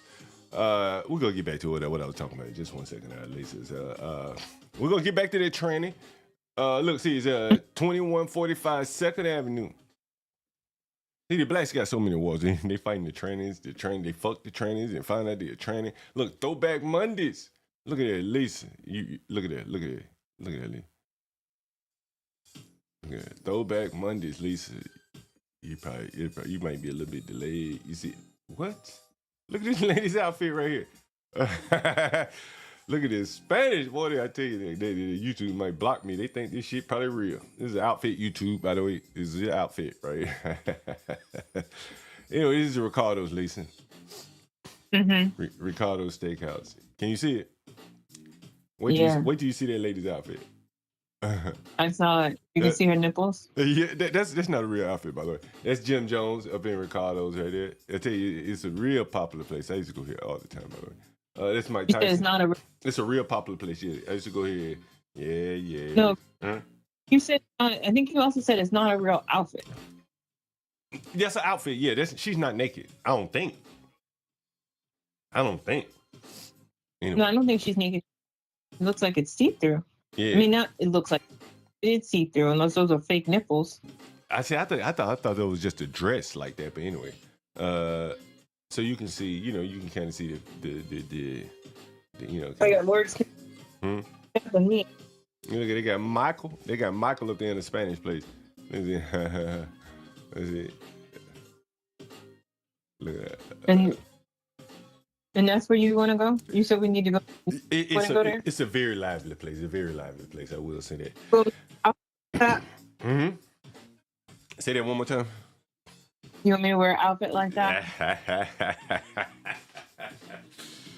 Since you mentioned, why not? It's like they won't even let us in. This little child. We had to pull up their Instagram and say, look, you let her in. Hey, well, what aboutism? So this is a training, Lisa. This is a training. You see the training right here.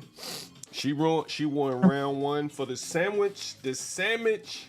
Yes, she did. She won round one. She stabbed a man in a bodega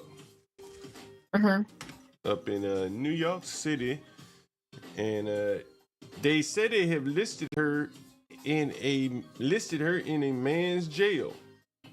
Have you heard about that? No, I haven't heard about this. Yeah, they said they listed her in a man's jail. Lisa, I know you don't have much of an opinion on this. What do you think about all these black men, like athletes and stuff, dating, or just in the African successful black men in general? The snow bunny will listen to this. This is you probably never heard of this guy. This is Umar, one of these Tyreeks or Umar. I'm not sure which one. People in the chat, if you know who this is by voice, let me know. Big difference between the snow bunny and the African queen is the snow bunny will find a black man in progress. She will find him on the job. She will find him on the university. And that snow bunny will see a black man with potential and she will invest in him. She will help him level up. And then when the sisters see him 5 years ago, 5 years later, he's a millionaire. And the sisters say, look at that sellout. He went and got a white girl. But guess what? When he was looking for a sister to help him level up, to invest in him, none of them wanted it. You know why? Too many black women want a finished product. Black women have to, stay with me. Black women have to stop expecting men to be a finished product. It's harder on us. Help him level up. Stay with me. Help him level up and become what you need him to be. Because the big reason why these snow bunnies are running off with black men is they're meeting them when they have nothing, but they believe in their vision. And black women are waiting for him to cross the finish line. And by the time he crosses the finish line, the snow bunny done snatched him already. Well, let it snow then. I've got to think that this Between guy, the snow bunny. Say what? when this guy was in high school, Mm-hmm. because I'm assuming, like when he's saying he had nothing, this would have been before he got to the NFL, right? So maybe they were dating in high school or college. Yeah. Either way, if they were, let's say they were dating high school or college, same thing. He probably was like a star athlete at the time. So maybe if he was in high school, maybe he didn't have money, but he probably had a good reputation. So A good reputation for what? Many for like being an athlete. Oh, okay, being an athlete. Okay. Mm-hmm. So I don't necessarily think that a black woman's going to look at him in high school and he's a star athlete and say, "Oh, you're not a product." And then this white girl comes along and it's like, "I'll take you as you are, and I'm gonna support you and invest in you." I don't think it works like that. Not when you're talking about it in sports, where someone's an athlete, because it would have been probably seen as you probably could have just gotten any woman he wanted because he was probably such a star athlete. But do you think there's something to them always seemingly ended up with white women? I mean, look, just in general, like. But then, so Umar is making the assumption that he was looking for. Okay. I thought that's what you said. Yeah, okay, it's one of them. I'm not sure which one. Yeah, this Umar. It's Umar. It's Umar. Sorry, this Umar. Okay. Either way, the guy, he's making the assumption that he's saying that this man was looking for a black woman, but they didn't want him. And I don't think that, my guess is that probably was not the case. That this guy deliberately chose to be with a white woman. Not because the black girls didn't think he was a finished product, because he was an athlete. Do you think they deliberately choose not to be with black women? Possibly. I'm not really sure. I mean, when I was in school, a lot of the black guys, they dated white girls. When you were in high school, right? In high school, middle school, in middle school too, yeah. In middle school? Shit, people were dating in middle school? Yeah, you didn't date in middle school? You snuck around when you have dates. I mean, dating is whatever you called it. I mean, when I say dating, I mean like. Okay, I got you. I got you. Please, but out, not sneaking around, but you were hanging out. Mm-hmm. I see what you're saying. Right. Go ahead. You know, I hung out with guys when I was in middle school. And some of these black boys, these black guys, they were athletes as well. I mean, granted, they weren't going to the NFL, but in school they were popular because they were athletes. Okay. And yeah, they dated white girls. I don't know if they deliberately chose, but they weren't dating black girls. Do you think that's natural? Like that the numbers skew so in favor, like the more a man makes, the more likely he is to be with a white woman. You think that's natural? You said the more money he makes? Right. The more he's likely to be with a white woman. You think that's natural? I don't know. I think it's natural. I mean, when you see like rich black men, he's almost assuredly married to a white woman, right? 99%. You're saying natural? I mean, I wouldn't call it natural. Right. Well, what I'm saying is it statistically significant, right? That if you see a successful black man, he's likely married to or dates white women. I'm not sure. I know that that's what's put out there, but I guess we'd have to look at what are we considering successful, and then we can measure it, because I don't know where that level starts. So Not sure. I know that's the theory that's put out there, but I don't know if that's really true. So Because I don't know if mm-hmm. ones that if it's the ones that we just kind of see in the media. Mm-hmm. But there's a lot of, however we're defining successful, a lot of men who are with Black women. You know, that could be the case. I just don't. I don't know. You have a lot of friends your age. How would you describe their experience dating in their 20s and 30s? Are most of your friends married with children? What? So, you want me to think back to when they were 20 or 30? Because Now, my friends aren't in there. Now, you know what? I had an interesting question. And we talked about it earlier today. And I said, a man goes to prison at 18 for 4 years, comes out at 22. Versus a Black woman with a history degree from Spelman.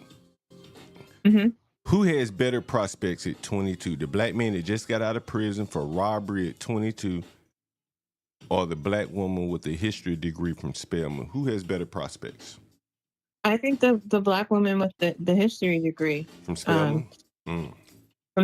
Because she can, with that degree, she can probably easily get a job as a teacher. Right, so she can secure a job pretty much out of college. And then she can also move on to do other things, and she doesn't have a criminal record. So maybe she doesn't want to stay working as a teacher. She can move on and do something else, but she doesn't have the barriers that the guy the prison's going to have because of his record, and by having gone to college, number one, she may have some connections that he doesn't have, and then also going to Spelman, which I think has a pretty strong alumni association. She has, some good probably some good connections there as well. Have you ever been to any Black clubs here in DC? What's a Black club? You know what a Black club is. Name one. The clubs Mark Barnes owns? Like, that's what you're calling Black club? Mark Barnes. Everyone remember Mark Barnes? We had Mark Barnes on the stream here. Let me pull up Mark Barnes. Say what? You had him? Yeah, we had Mark Barnes on the stream. You didn't know that? We had Mark Barnes on the stream. Let's see if I can pull it up. When you say had him on the stream, like he called in, or you just played a video? No, I'm going to show you while you watching here. I can't believe you didn't see this. I can't believe I didn't show you this to you. Let's see. Anything. I can't believe you didn't say anything. Look, we had this guy on the stream. You see this guy right here? You see this guy right here? I don't see anyone right now. I was so impressed with one of his videos that I called him. We still talking about Mark Barnes? Well, we're going to get to Mark Barnes. I'm almost there. I just happened to see this guy. I saw this guy's video, and I was so impressed by him. This guy right here. And I was so impressed by him, I called him up and I said, yo, man, I would love to interview you, just talk to you. He's out of Birmingham. But one thing that I haven't done is he's out of Birmingham. Anyway, and I talked to him. We talked to him. He was like one of the first couple of interviews that I did there. And anyway, Mark Barnes. I can't believe you don't remember that. Let's see. Mark Barnes. Yeah, I'm going to pull it up on the screen here. Mark Barnes. Let's see. I'm going to pull it up. Mark Barnes. It's only a minute, 50 seconds here. You think if you bring a bitch around here, she gonna leave with There's Mark Barnes. Hey guys, hey, yo, hold on. This is that DC club promoter. Been here for like 20 years. I've been going to this guy's club for like 20 years here. It's Mark Barnes. You see Mark Barnes? Let's see. I had to maximize. No. You don't see it. What's your name here? Mark Barnes. Mark Barnes. What's the name of the club? Market 14. How long you been here, my man? 17 years. And before you were here, you were in the public guy. That was my favorite. Club, C Club, Coca Loco. No, it was nothing like Republic Garden, though, bro. There was nothing like. You made magic right there. You know that, right? Everybody says that in every age group. Right. You know what I'm saying? Man, you made magic right there, bro. You made. I remember leaving your club one night. and Prince was in line to walk in, bro. No lie. He was coming in. Terrell That the Owens, guy? He like, you got the wrong 14th, club. right there on 13th and U. Republican. I mean, I don't think you ever had the magic like Republican, man. That was like something special, man. Prince ain't never been there. Oh, I went there, Dre, but Republican was cozy, man. Republican was very cozy. You know what I'm saying? Again, this is Mark Barnes, owner of the Parker 14 nightclub. What, 2 blocks up from the White House, right? 2 blocks up from the White House. Damn. My man, Mark. Hey, I think I saw you, man. I said, let me run up to him and see if I can get him on camera 1 minute. My man, I've been following you for years. You know that. Thank you very much. Again, you're the urban landlord, man. I'm John Galt. Get away, motherfucker. John Galt, the urban landlord. I'm tracking them all down. Are you? But that's You don't want to bring? I'm sorry. That's a black club in D.C., by the way, ladies and gentlemen. That's Park Nightclub. Lisa, you ever been to Park Nightclub? Yeah. Yes, I've been there. No, you know that's a black ass club now, huh? You didn't want to bring up COVID with him? Say what? You didn't want to bring up COVID with him? Man, he ain't had time. I could see he was kind of ready. I should have said here, Muriel Bowser, damn near put you out of business. You know what's crazy? I mentioned that somewhere. It may have been on Twitter, and he may have liked it, or someone someone liked that on Twitter. But I want to get back to that transgender. You mentioned that transgender. You said you thought it was a woman, but it really a man. And here's a 36-year-old killed him on Talcum X Boulevard, 118. I used to go to a bar, 67 Orange. Oh man, this used to be one of my favorite bars. It was on like 114th. And 114, 67 Orange, 28 Frederick, another black leader. Frederick, Malcolm, Michael. Some dangerous streets out there. The streets are dangerous. As I said, the streets are dangerous, Lisa. Very dangerous streets out here. They can't mention who makes the streets dangerous, Lisa. And that's again, what I say is the FBA's problem. They can't even acknowledge what their real problems are, And so that's why these universities are having to go to Africa and pull Africans from there to satisfy whatever black or diversity that they want. They can get it from there. This is the OG. I'm going to play this OG. Oh, look at Ghana is inviting people of African descent from the U.S. and around the world to come on home. You have any desire to go back to Africa, Lisa? I wouldn't consider me going there as going back because I never lived there. But like your roots. But do I have a desire to go there? No, I don't know. I've never been there, so I can't have I don't have a desire to go somewhere I haven't been, not to live. Like, I would like to go see it. I don't have a desire to go live there. You can get away from all this racism here in America.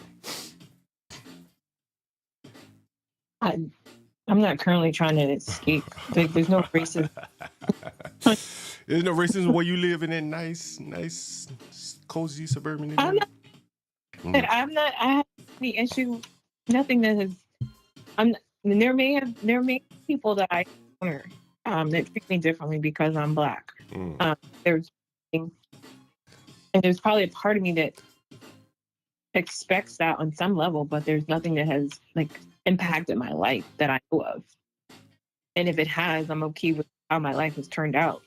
Lisa, can Lisa, can you see what's on the screen?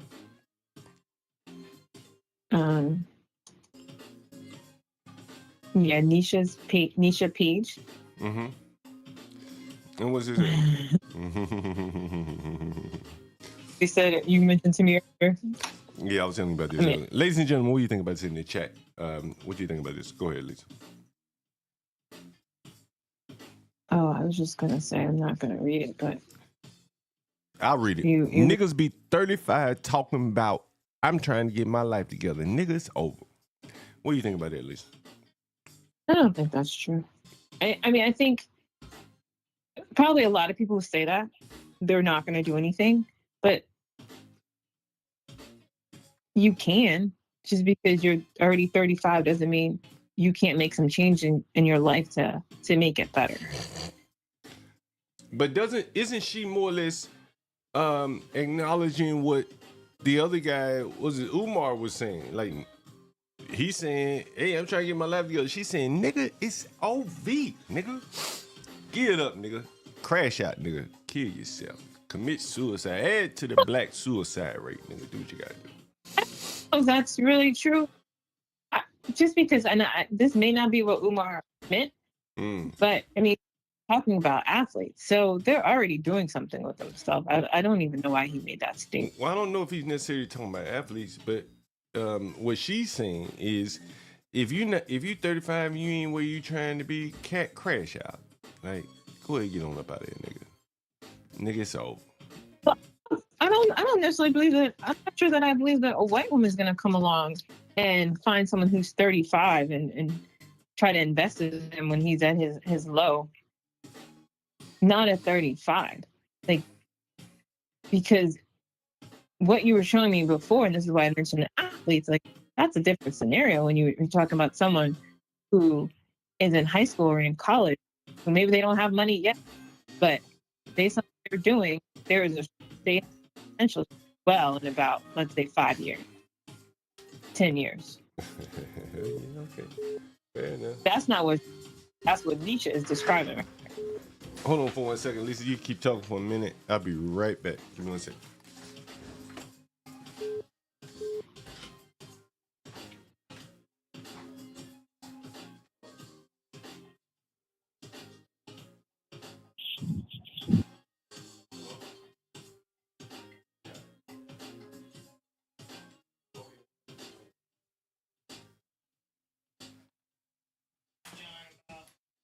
Me trying to I make goals every year, and I don't really work towards them.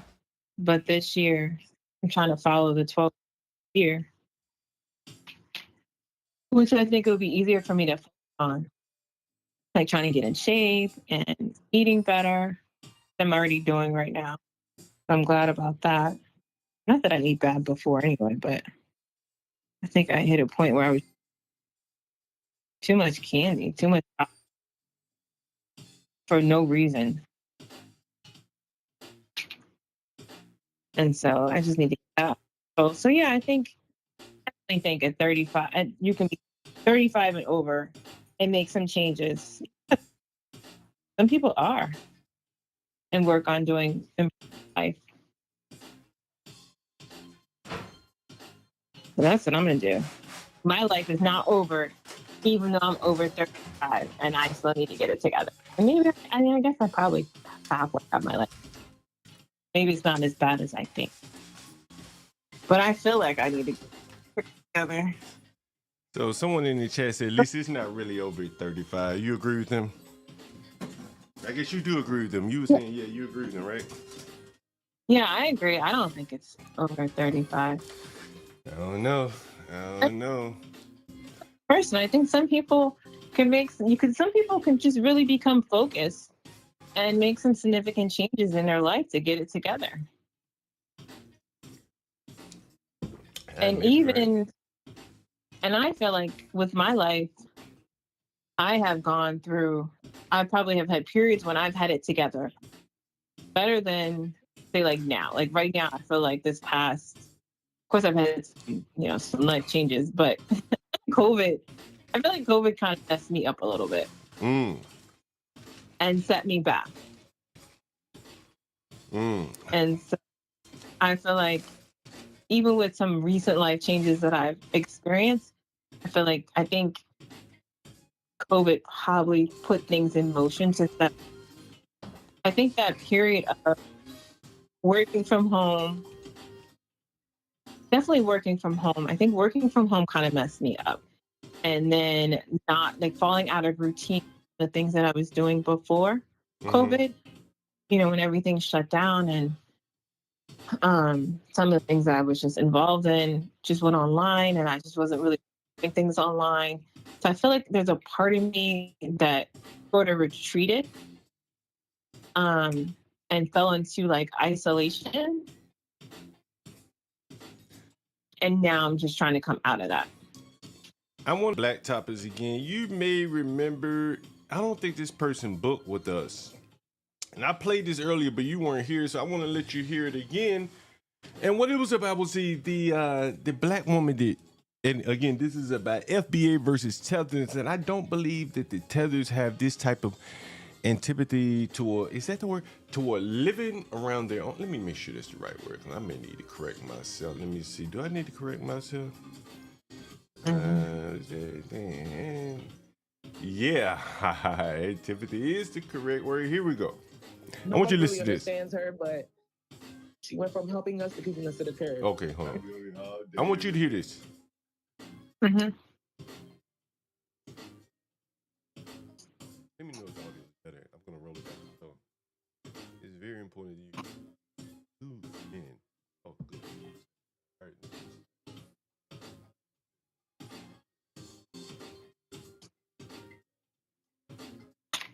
Hold on for this. Here it is. Starting up from the top. Hello. Yeah, sorry. Return your call. No worries. Now, this is a woman that's living in a motel. Her black family has put her and her boyfriend out.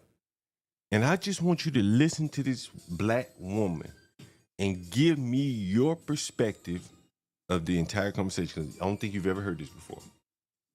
You saying you living here in DC now? I was. We had to move back down to Montgomery County, but I don't mind the Northwest.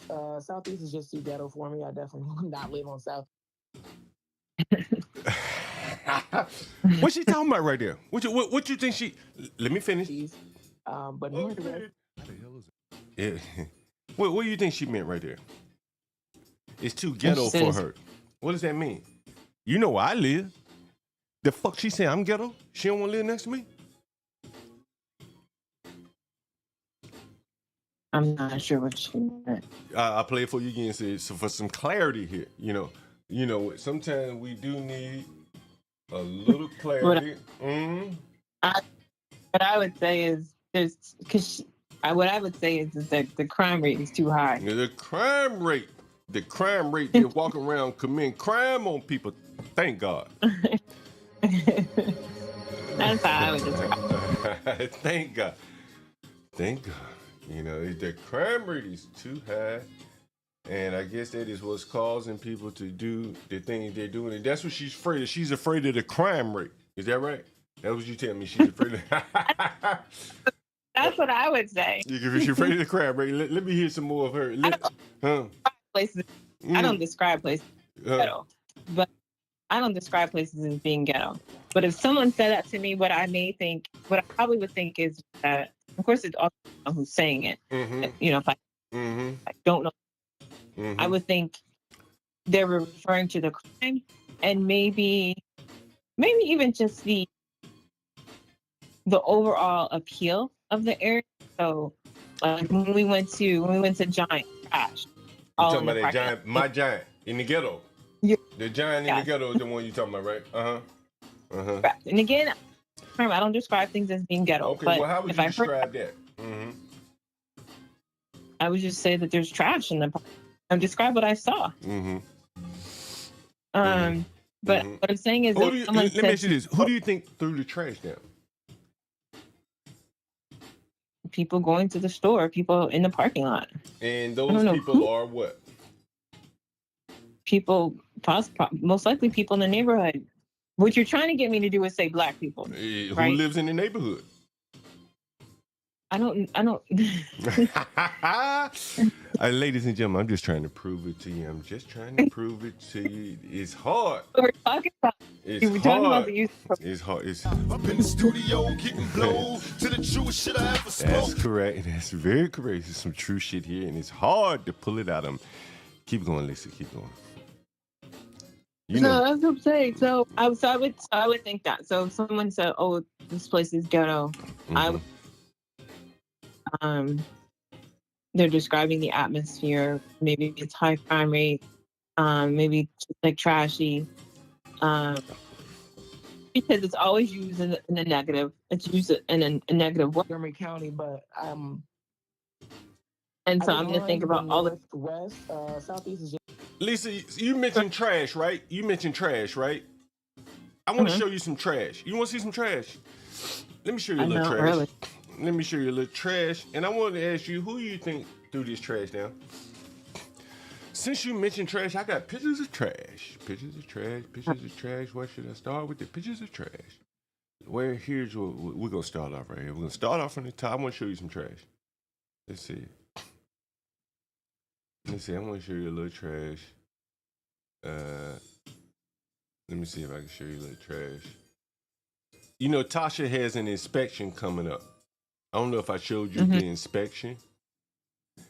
You didn't. You mentioned it to me, but not in detail. You just said it was a basic inspection.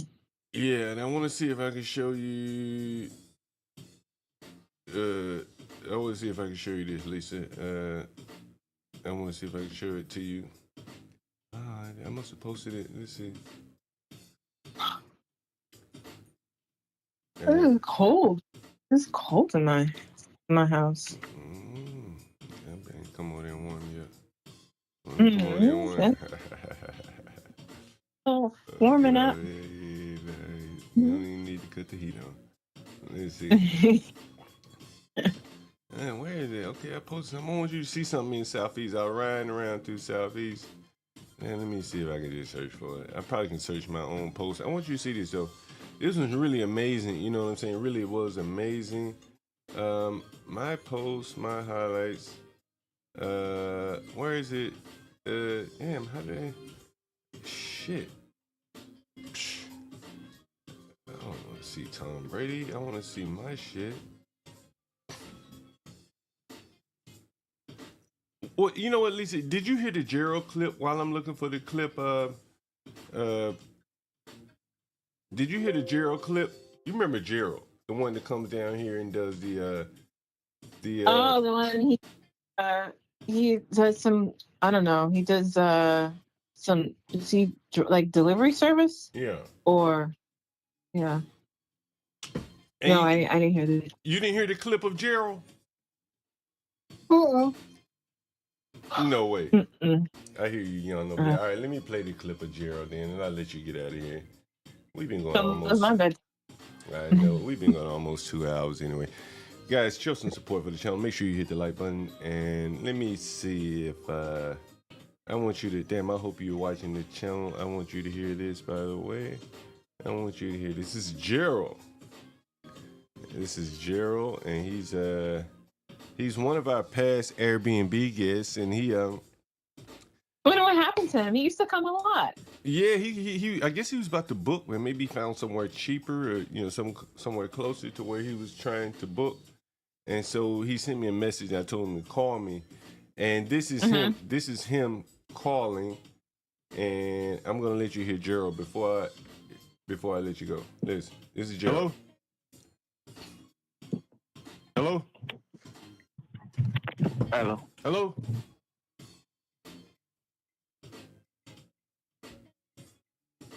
Oh, sorry, I paused it. Hello? Yeah. Who is this? Yeah, how you doing? This is Jerry. Airbnb, Jerry? Guest from Airbnb. Man, you know you slept with that woman the last time and told that woman you worked for me or something last time you used it. You remember that shit? You slept with that, you remember you slept with that fucking woman in my house and told that woman, that fat woman, you she thought you worked for me or something. You remember that shit? Oh, that crazy woman? Yeah. Oh, okay. Nigga, you hear that crazy ass woman asking me for a free night, thinking that man, my lady, she wrote an Airbnb message or something, talking about she done fucked somebody in the house, and my lady was like, who she fucked? She thinking she fucked me. And I had to figure this shit out, like, you fucked her ass. She wrote an Airbnb message? Oh, my God. Yeah. Yeah, she was like, yeah, you know, I get a free night because I fucked this nigga.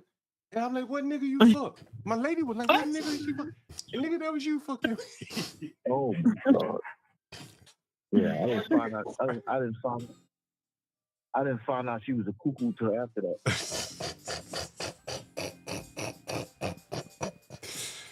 Lacey said he didn't find out she was a cuckoo till after that. What does it say about him? He lied to her. He lied to her, Lacey. He didn't find out she was a cuckoo till... She probably say the same thing about him. He lying to her. Oh, one more thing, listen. You know, I've been telling you about this whole H-1B thing, visa and shit. And I talked about this on my Can you stream. remind me the probable cause was shit! just Hold on for 1 second. Don Jr. meeting. Let me cut this shit off right here. That's I've been talking about this H-1B shit on the stream here, Lisa, and I wanted to show you something because you may not have watched it. I'm sure you didn't. Let me see if I can show it to you.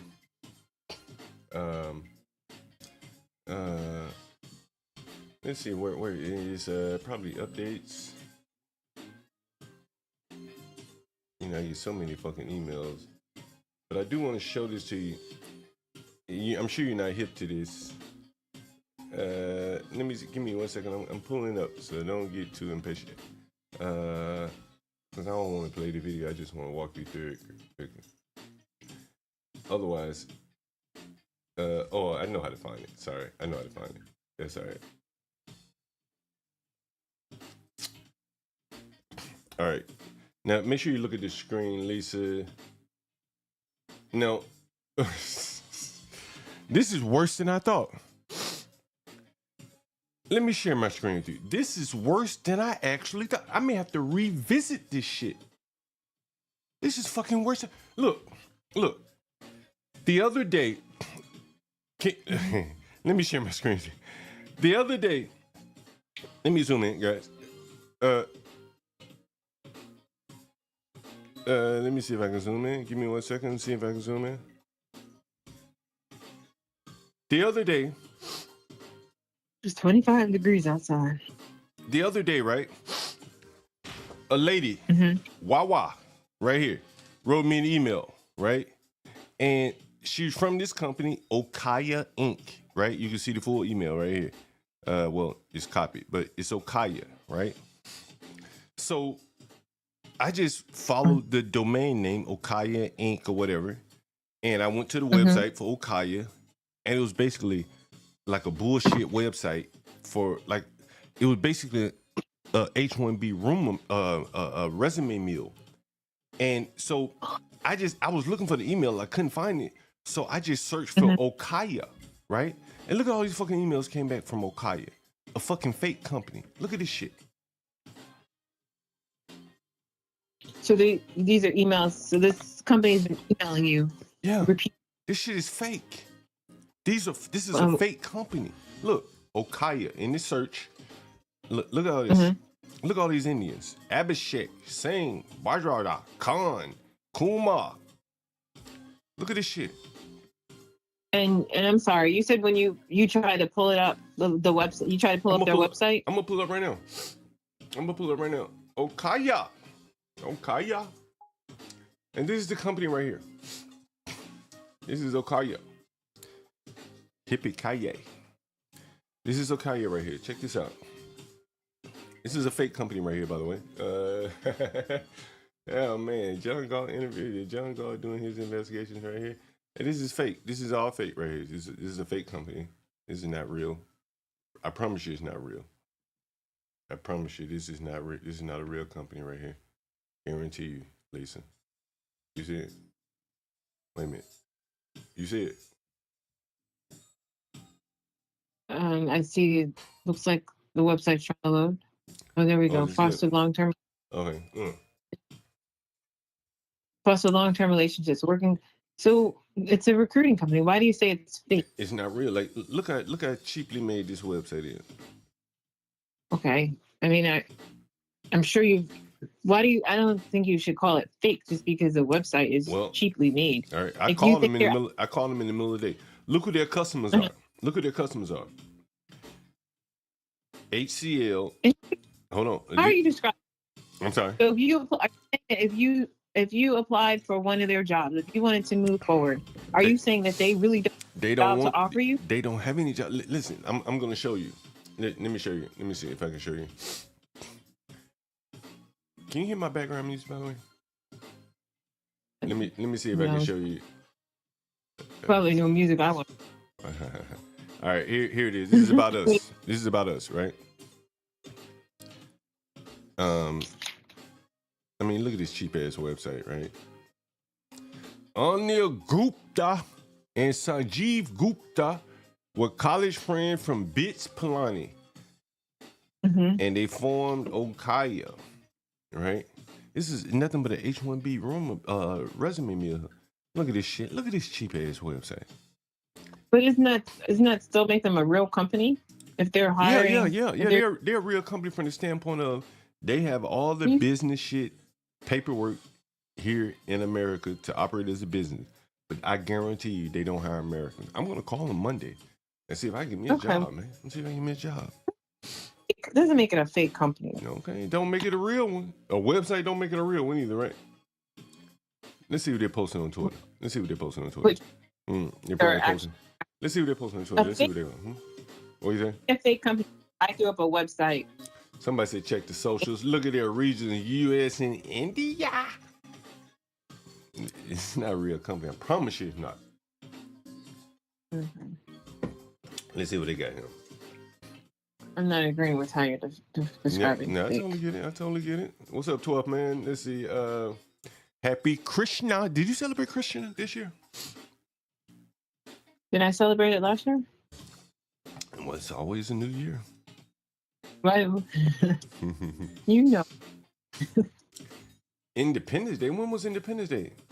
Oh, it said Happy Independence Day in August. Wait a minute.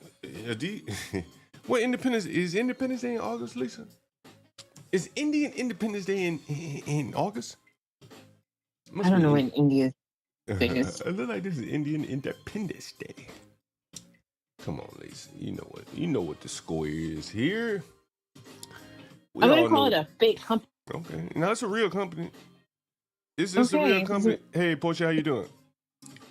Oh, well, Portia, I'm on Streamlabs right here. I'm about to end this probably at some point. You are. That is correct. This is not a real company. This is not a real company, Lisa. Look at it. Holy Celebration, HOLI, right? Look at that. Look at this shit. Whatever the fuck that is. I don't know what the fuck that is. It's not real, Lisa. Come on. Look at it. It's not real. It's all Indian. Happy Shivaratri. Doesn't make it a fake Happy company. Republic Day. Look at all these Indians. It can be deceptive. This is fake, Lisa. Fake. I bet. Like, where are the Americans? Are they hiring any Americans? I don't It see an doesn't American. make it. Yeah, I guess they just happenstance into all these Indian employees. Look at the Diwali celebration. Man, this is so fake. This is so fake. This is so fake.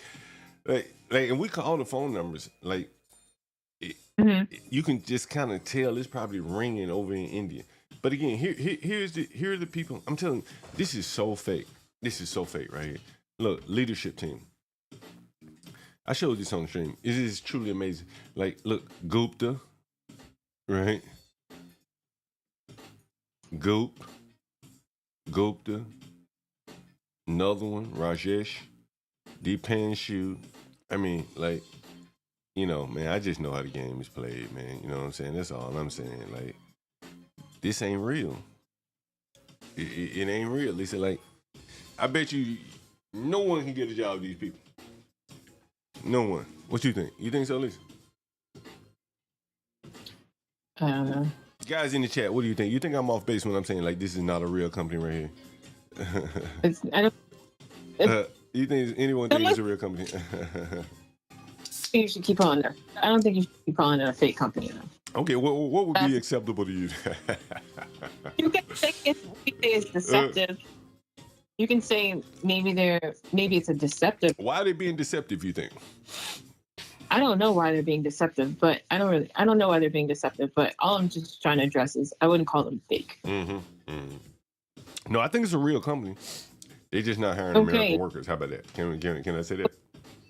Yes, you can say that's a more accurate That's statement than fake. It's a fake. Well, the solicitation to me was fake. Let me show you the email. If you don't believe it's fake, look at the email. Look at No. What? Look, I'm not talking about whether or not it's the solicitation could have been fake. I'm talking about you keep calling it a fake company. Okay, fair enough. All right, look. Can you see this email right here? I mean, this is some straight bullshit. This is not real. This is not real. No real company would allow an employee to send this shit out without firing this person. This ain't real, Yes. Lisa. I'm telling you. Look at this shit. Read this shit. This shit look like Jay-Z wrote it. This shit look like Jay-Z wrote it. When we pull up the Jay-Z tweet, this shit look like Jay-Z wrote it. No. We got Kimmy Case in all. You never met Kimmy Case, but I think you talked to Kimmy Case, right, Lisa? This shit, you tell me this is a real email that they really are looking for someone. If you were looking for a psycho developer and you sent that shit to them, they'd be like, look, I'm out, man. I'm not responding to this bullshit. I wouldn't respond to that. Understand. And that's the point. See, that's a feature, not a bug. When you don't respond and when I don't respond, they can report back to the company. We couldn't find any Americans. So let's fill the void with them red dot, the Pajit. Do you know what TCS stands for, Lisa? No. TCS. They changed their name. You know, they shortened it. Is that an acronym? I guess it would be an acronym. Let me show you what TCS stands for. Matter of fact, let me show you this first. I want you to look at this. See, I thread the needle very well. I promise you I do. I want you to look at this right here. We just saw it. And I'm going to show it to you again. Just so, look, I want you to look. So I'm going to scroll over one more time. Where is it? Cognizant is a big Indian contractor. Xavier is too, I'm sure. And there it is. You see this right here? Tata Consultancy Services. You see Tata? You see that right there, Lisa? Yes. I don't see it right now. I don't know if I missed. I'm looking at your screen for a second. It's scrolling. I'm sorry. This shit is it got on scroll. Basically it's Tata right here. This is Tata. Oh, right? I see. It's Tata right here, right? So who is Tata, right? Tata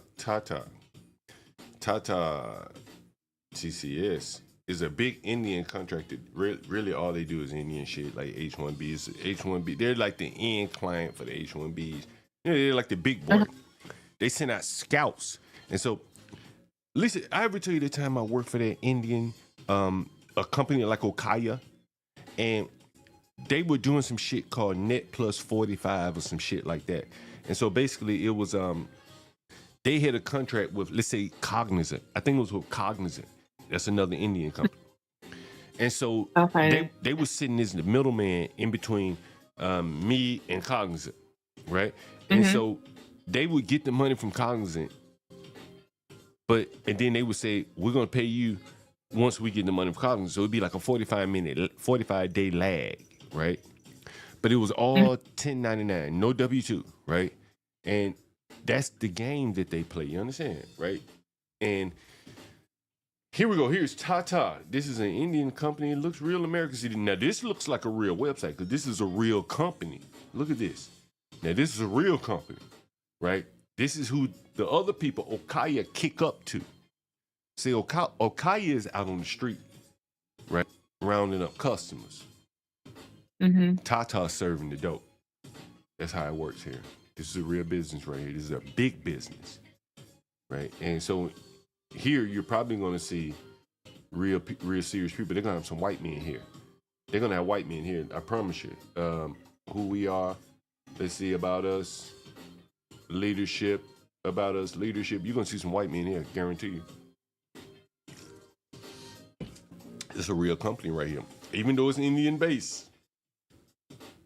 They got to have some white men here. See, there you go. That's my boy. The leader, chairman, the board of, I keep saying, the Tethers, the immigrants are going to win. What does that say, Lisa? Can you read that? I'll wait for you to get it to the screen so you can read it. The board of Tata Sons. Not Tata and his homeboy. Tata Sons. Lisa, you ever heard the saying in the black community, don't do business with friends and family?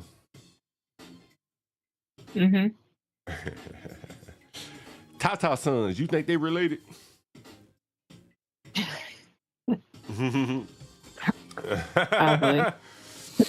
Oh man, y'all done got me off track. Give me to get back on track, cause I will. I promise you, I will forget this. Listen, let me show you how it is in some parts of the world. Let me see. I'm gonna show you something real quick, just to go off topic. I know you gotta run.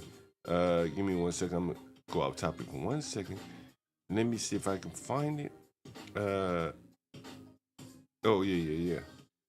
See, in the third world, at least I promise you, this is how they be living a lot of time.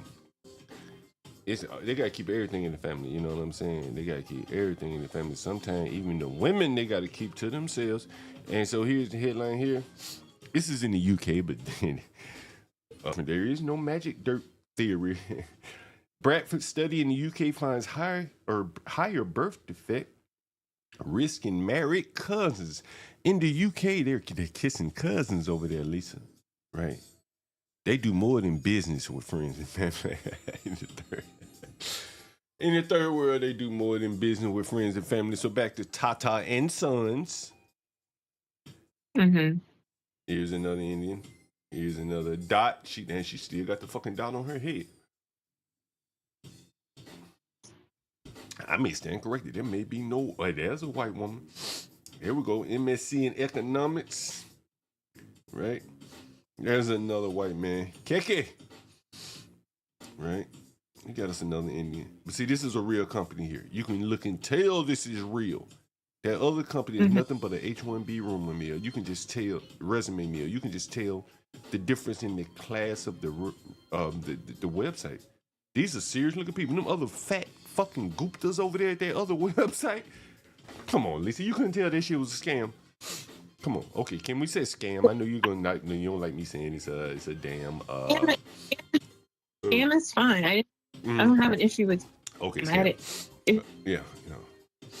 Yeah, that's just a scam right there. She was fake. Yeah. Lisa, I know you love education, and I want to share one more thing with you about education. And you came in a little late, so came in late. Let me show you. Look at this. Can you see this?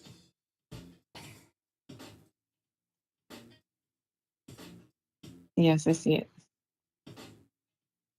Look at this. You see Chicago Administration Dean of Admissions made $825,000. Somebody getting paid and paid very well in college, while these kids are getting bullshit degrees. Would you say that's fair? $825,000. It's people that run full companies, whole companies, as niggas like to say. It ain't paying $825,000.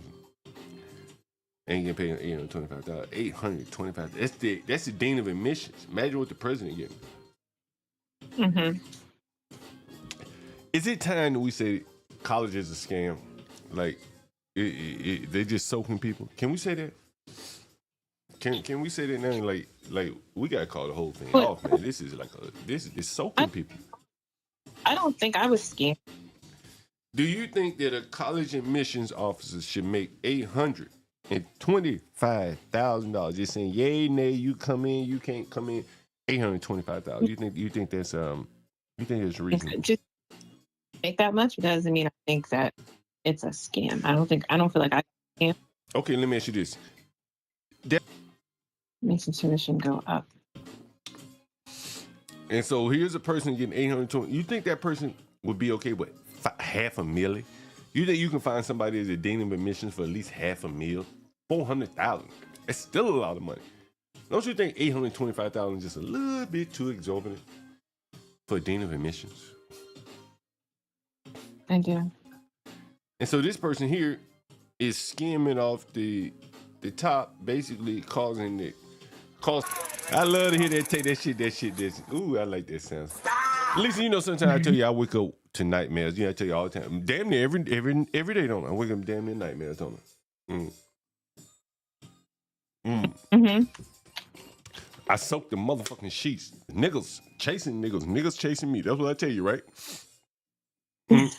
I tell you that, right? And Lisa, honestly, we were talking earlier today, and I'm like, I rarely ever have here. You really have had it because you don't have to deal with niggas. You've lived a peaceful life. You never had to deal with niggas. And then when the niggas act up, you send me out there to deal with them. So you rest peacefully at home while I'm out here wrangling, tussling niggas. Right? Stop. Is that what it is? Is that what it is? I'm out here wrangling, tussling niggas.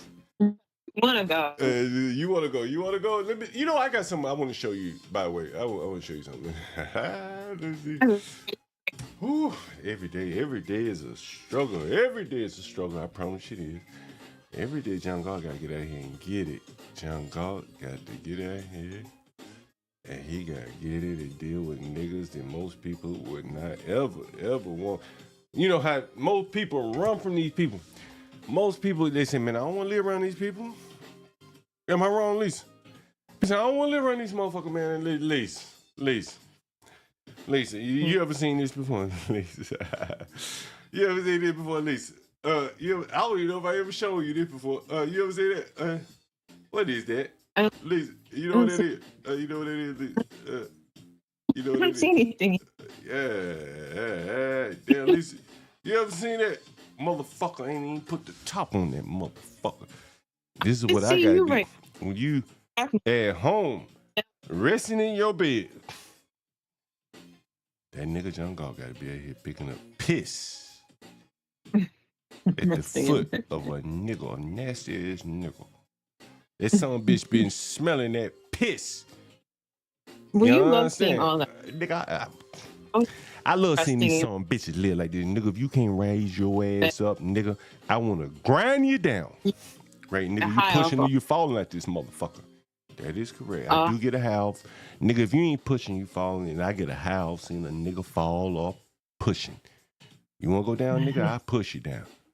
You want to go up, nigga? I try to help lift you up. One way or the other, nigga. The wind's behind your back, nigga. I'll put the wind behind your back one way or the other, nigga. Put the battery in your back one way or the other. And so, Lisa, some of this shit you know, and I mean, it's every fucking day. You know what I'm saying? You know that nigga's baby is back. Remember, did you hear what I told that nigga? I said, get that motherfucking baby out. He said, I get rid of it. You remember that, Lisa? You remember that nigga? You remember the nigga? Huh? You remember that, Lisa? Lisa, do you remember this? Lisa, do you remember this? Lisa, do you remember it? Lord have mercy. This is an Airbnb message. Like, Lisa, I know you read it. I know you read it. Lisa, can you see that right there? I know you read it. I know you read that message. I can go back in the Airbnb app and see if you read it or not. You see that? What a nigger. What a nigger. These motherfucking niggas. I'm putting my money on the Tethers, man. I'm banking on the Tether. A Tether ain't gonna do this right here. I'm putting my money on the motherfucking Tethers. I did. Let me. Look at that. Wait. I did not. I didn't see this message. Well, you see it now. What you think about it? Go back and read the. I read a message because my. What'd you think about that one? Oh, I'm banking on the Tethers. What is that? Come on, Tethers. What'd you see right there? What'd you see right there? Somebody left a poop. A shit. That the lady didn't even want to spell out shit. She says poop. Put a napkin in the trash can with that poop. Use that word. Poop. Niggas put poop in the motherfucking trash can. Goddamn, God, oh my God, almighty. Lisa, I mean, you gotta admit some of the shit we done seen, some of the shit just... Remember the broken jaw? Remember the nigga that broke that woman's jaw? Remember they had the major right there. They didn't the major, Lisa, when he broke that woman's jaw. Georgetown, he went to school too. He was a school educated nigga. He a whole nigga. Went to school and all. Lisa, you remember this? Lisa, you remember this? Lisa, you remember this? Oh, Lisa. Lisa, you remember that? Oh shit, we dropped Lisa. Let's see. Call Phil. Let me call her back. Hey, I'm not sure what happened. Oh, okay. I didn't hang up. Lisa, you remember this right here? Lisa, you remember this? You remember this, Lisa? You remember that? You're jumping from thing like I can't even follow, and then you're like, look, I am that nigga John Galt. Hey, can't even we see. just going You down asked- a nigger rabbit hole, a nigger hole right here, nigger rabbit hole. This is all they got, No. nigga. Listen, you just Business. yeah, you don't remember this? You don't remember we was up in Baltimore and we did this? This is No, where is this is the Freddie Gray. Remember? You don't remember you took a picture of me right here? No, this is StreamYard Kimmy Case. Kimmy Case, you can call in. We can do a 3-way call though, Kimmy Case, if you want to call in. I'm getting ready to go to bed. Well, you got 5 minutes, Kimmy K, for Lisa go to bed. You got 5 minutes, Kimmy K. You don't remember that, Lisa? No, I don't remember taking this picture. Oh, okay. I got something for you. I know you're gonna remember that. I got something for you. I know you're gonna remember. You ready for this? I got something for you. I know you're gonna remember. I got something. I know you're gonna remember, Lisa. I got something just for you, Lisa. Wear me out. I'm trying to work and just keep jumping from topic to topic. I know. You know what I'm saying? Like, just have my mind flow sometimes. I go from one thing to the next. But that's how we talk a lot of times. Isn't this how we talk though? Like I'm all over the map, right? Jump. I don't really. Okay, I'm like jumping all over. Lisa, do you remember this? Let's see if you remember this. Mm-hmm. Oh, this was the good old days. Lisa, you remember this? This was the good old days. Yeah, you remember this? I need you to pause. Pause. Okay, I'll You pause. keep asking. I remember this. Give me 1 second. Pause it, but you got. I'm pausing. You remember this, Lisa? Oh, yeah, I remember. You remember this, Lisa? You remember this, Lisa? Lisa, do you go on a rough ride? And we roll up to them drug dealing ass niggas, Lisa. Remember that, Lisa? We was in one of them motherfucking project where the niggas hang out. Remember that, Lisa? Hey, JQ, bro. This was long before I ever had a channel, bro. This was long. It's something a nigga in the chat talking about. Lisa, did I have a channel when I did this? No, if it's on YouTube, it was just because to make it easier. It's just because we had the video, correct? This was COVID, right? This was like I didn't even have a YouTube channel at this time. That was never even thought of a YouTube channel, right? This has always been an interest of mine. The Negro. Listen,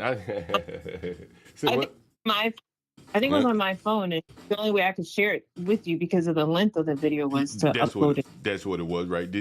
See, like, listen, what I tell you, like, say what? Go ahead. We're gonna get these niggas straight in the chat room. Go ahead.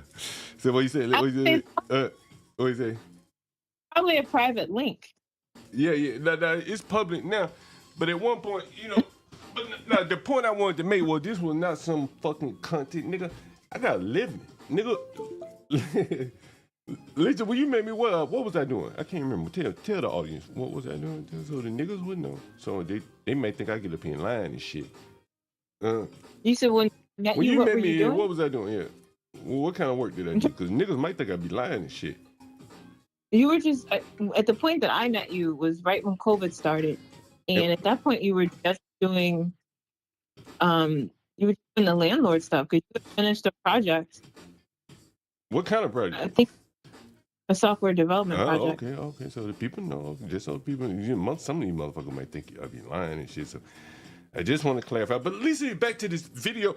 Do you remember when we went to Baltimore and we did this? This was long before John Galt ever had a channel or anything like that. I ain't even had that kind of loose on in a long time. Boy, that was, that was my favorite jacket. The Canada You didn't even like Huh? Say what? You didn't even like videos. Say what? You didn't like to watch videos back then. No, because if I would send. Yeah, that's true. I actually like to read, right? Yeah. Time change, people evolve, and you seen the evolution of John Galt right here, and Man, I tell you. You know, Lisa, I tell you, man, most landlords you could not do this shit, particularly landlords to be out in the ghetto and shit trying to landlord. You know, it may one day strike me down too. But while we going, we're gonna have a good time doing this. We're gonna have a real good time doing this, and we take the chances that we take. Anyway, so the people said they've never seen this video. It's been up here on the stream for a while. You guys want to see this video? It's in Baltimore. It's not an uplifting video. Lisa, you remember this video? I remember the video. Hey. I think it's long. No, it's not that no. Hey, whoever the fuck said I was taking chance, nigga, I ain't taking no chance. Nigga, I ain't scared of none of these fucking niggas. These drug addicts, nigga. These ain't none of these fucking niggas dangerous. Except for the motherfucking drug dealers, maybe. But these niggas beating down. They beating down. I didn't feel comfortable. Right, I knew you did. But these niggas beating down. Ain't no hope in these motherfuckers. They lost. Ain't no. Well, I did a stream the other day. 1,000-yard stab despair. Everything they put their hands on is gone now. Sports, entertainment, music, Puffy, Jay-Z, Jalen Ramsey posing up in. Listen, they had a football nigga posed up in the bed with his $3 and here $50, $20, nigga. These tether niggas got big money, big drink, John Galt, right? I need some weed, man. John Galt. And this plays me. Ready? All right. So here we are with a Baltimore resident, a real Baltimore resident, not one of those downtown tourists at the touristy traps. Look at them boarded up buildings, nigga. Why don't some of these niggas unboard these buildings? Do something. Sandtown. Why don't Lamar Jackson do it? Huh? None of these niggas. Ain't nobody want to do this shit. Listen, you ever wonder, why the fuck none of these basketball players, football, the ball chasers, why don't the ball chasers come on board some of these buildings? Why they don't do it? Do you remember what Donald Sterling said to Magic Johnson? Nigga, you ought to be shameless, so you ought to go somewhere and hide. You got AIDS, nigga. What do you do for your community? Look at these boarded up buildings in the shadow of the Raven Stadium. All them ball chasers. But ain't no brick builders. Ain't no building builders. So I'm rolling with the Tethers. What's the bricks McCullough home? Arlington right now. No, the bricks is McCullough home. That's like the avenue. Like they call it. Okay. This is the nickname. Like the Pennsylvania Avenue apartments, stuff like that. The Sandtown area. Basically, Sandtown, Winchester. We're in the Sandtown area. Right around the corner right here, you got the first. You know what I mean? This is the Sandtown area. You got carrier rigs and everything, but right now, we're in Harlem Park, Arlington. So we on Lafayette. Okay. Now let me ask you this question. Were you living here during the whole Freddie Gray saga? Yeah. When did that happen in relation to you? We're close to homes, right? We kind of So when did the whole Freddie Gray thing? It happened in Gilmore. That's right. Gilmore. Okay, I don't know why I thought. Hold on. Okay, Gilmore Projects is back there, not that far away. Okay, so we'll start with Freddie Gray. What did you think about the whole Freddie Gray thing? I mean, I think that the situation could have been handled a lot much better. He had a lot of. This nigga high as a motherfucker, by the way. Let me go fast forward. This high ass nigga. It's just, he had doing certain stuff and things, cause things. Stop for a second. You said the problem called what you saying? That they can't just jump up. They jumped out on the situation. By the way. We're gonna move Lisa. forward. What do you think about the whole shutdown of? Oh, hold on. I want you to hear this part, Lisa. You remember this part, Lisa? You know, Baltimore or Chicago. Hold on. Yeah, because I mean, coming from a tough city like Baltimore, happening or happen. So, the last time. Probably like 3 months ago. I was just living in the state of Florida. I was living in Florida. Okay. Falling back. I got some. Right. A lot of. Day to day, I hate Baltimore.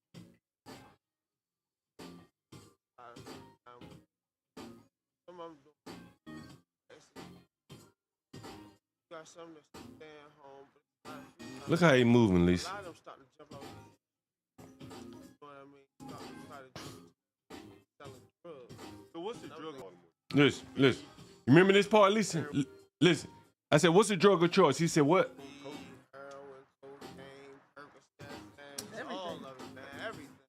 You said everything. This a open mouth. No shit. There's no place like Baltimore. You know what I mean? Where you can just come buy drugs wherever you want, and then the police sitting on the corner and they put up there and they don't even bother you. So are the police pretty much? So is it true when people say the police are hands off now? I mean, in certain areas, it all depends on who you're dealing with. Because they know, like, no matter what, this is an open drug area with the COVID-19 thing going on with the corona, they're not really trying to lock nobody up. So we can be engaged in hand-to-hand right here. The police not gonna see it. Yeah, it all depends. I mean, it all depends. All depends on what? All depends. He fucked up. Remember how fucked up he was? It all depends on the area. You know what I mean? It all depends. I'm not gonna say yeah. But do you think Karen is arresting you for selling drugs? I want to get to. You know what I mean? Drugs, you know what I mean? Everything. And me being active drugs. What drug do you use? I was using fentanyl. You heard that shit? That nigga say you fentanyl. You remember that shit, Lisa? Nigga said, I said, damn, nigga, people use that shit? I thought they just OD'd on it. Yes. What drug do you use? I was using fentanyl. That shit, isn't that deadly? Yeah. I started off taking. I started taking, and I overdosed Christmas. Yeah, I overdosed on Christmas. He said he overdosed on Christmas. That's what he just said. I woke up in Sinai Hospital. But how did you end up on He said he woke up in Sinai Hospital, and I said, how did you end up on fentanyl? Like, I always thought something taking herbs. I was taking for the work. You know what I mean? I mean, fentanyl kills you. First of all, when you cut it, you know what I mean? Cut the right way. It won't kill you. It can kill you. Somebody who cut it, cut on the kind of acid what they're doing. You know what I mean? Serious. You know what I mean? Cut man. I'm a dope. I'm like, you know what I mean? How good. It's going to determine who will die off this shit. You know what I mean? So it's a lot of. Are you more afraid of the drug addiction? I'm more afraid of my drug. Yeah, I guess there's help out here. Yeah, but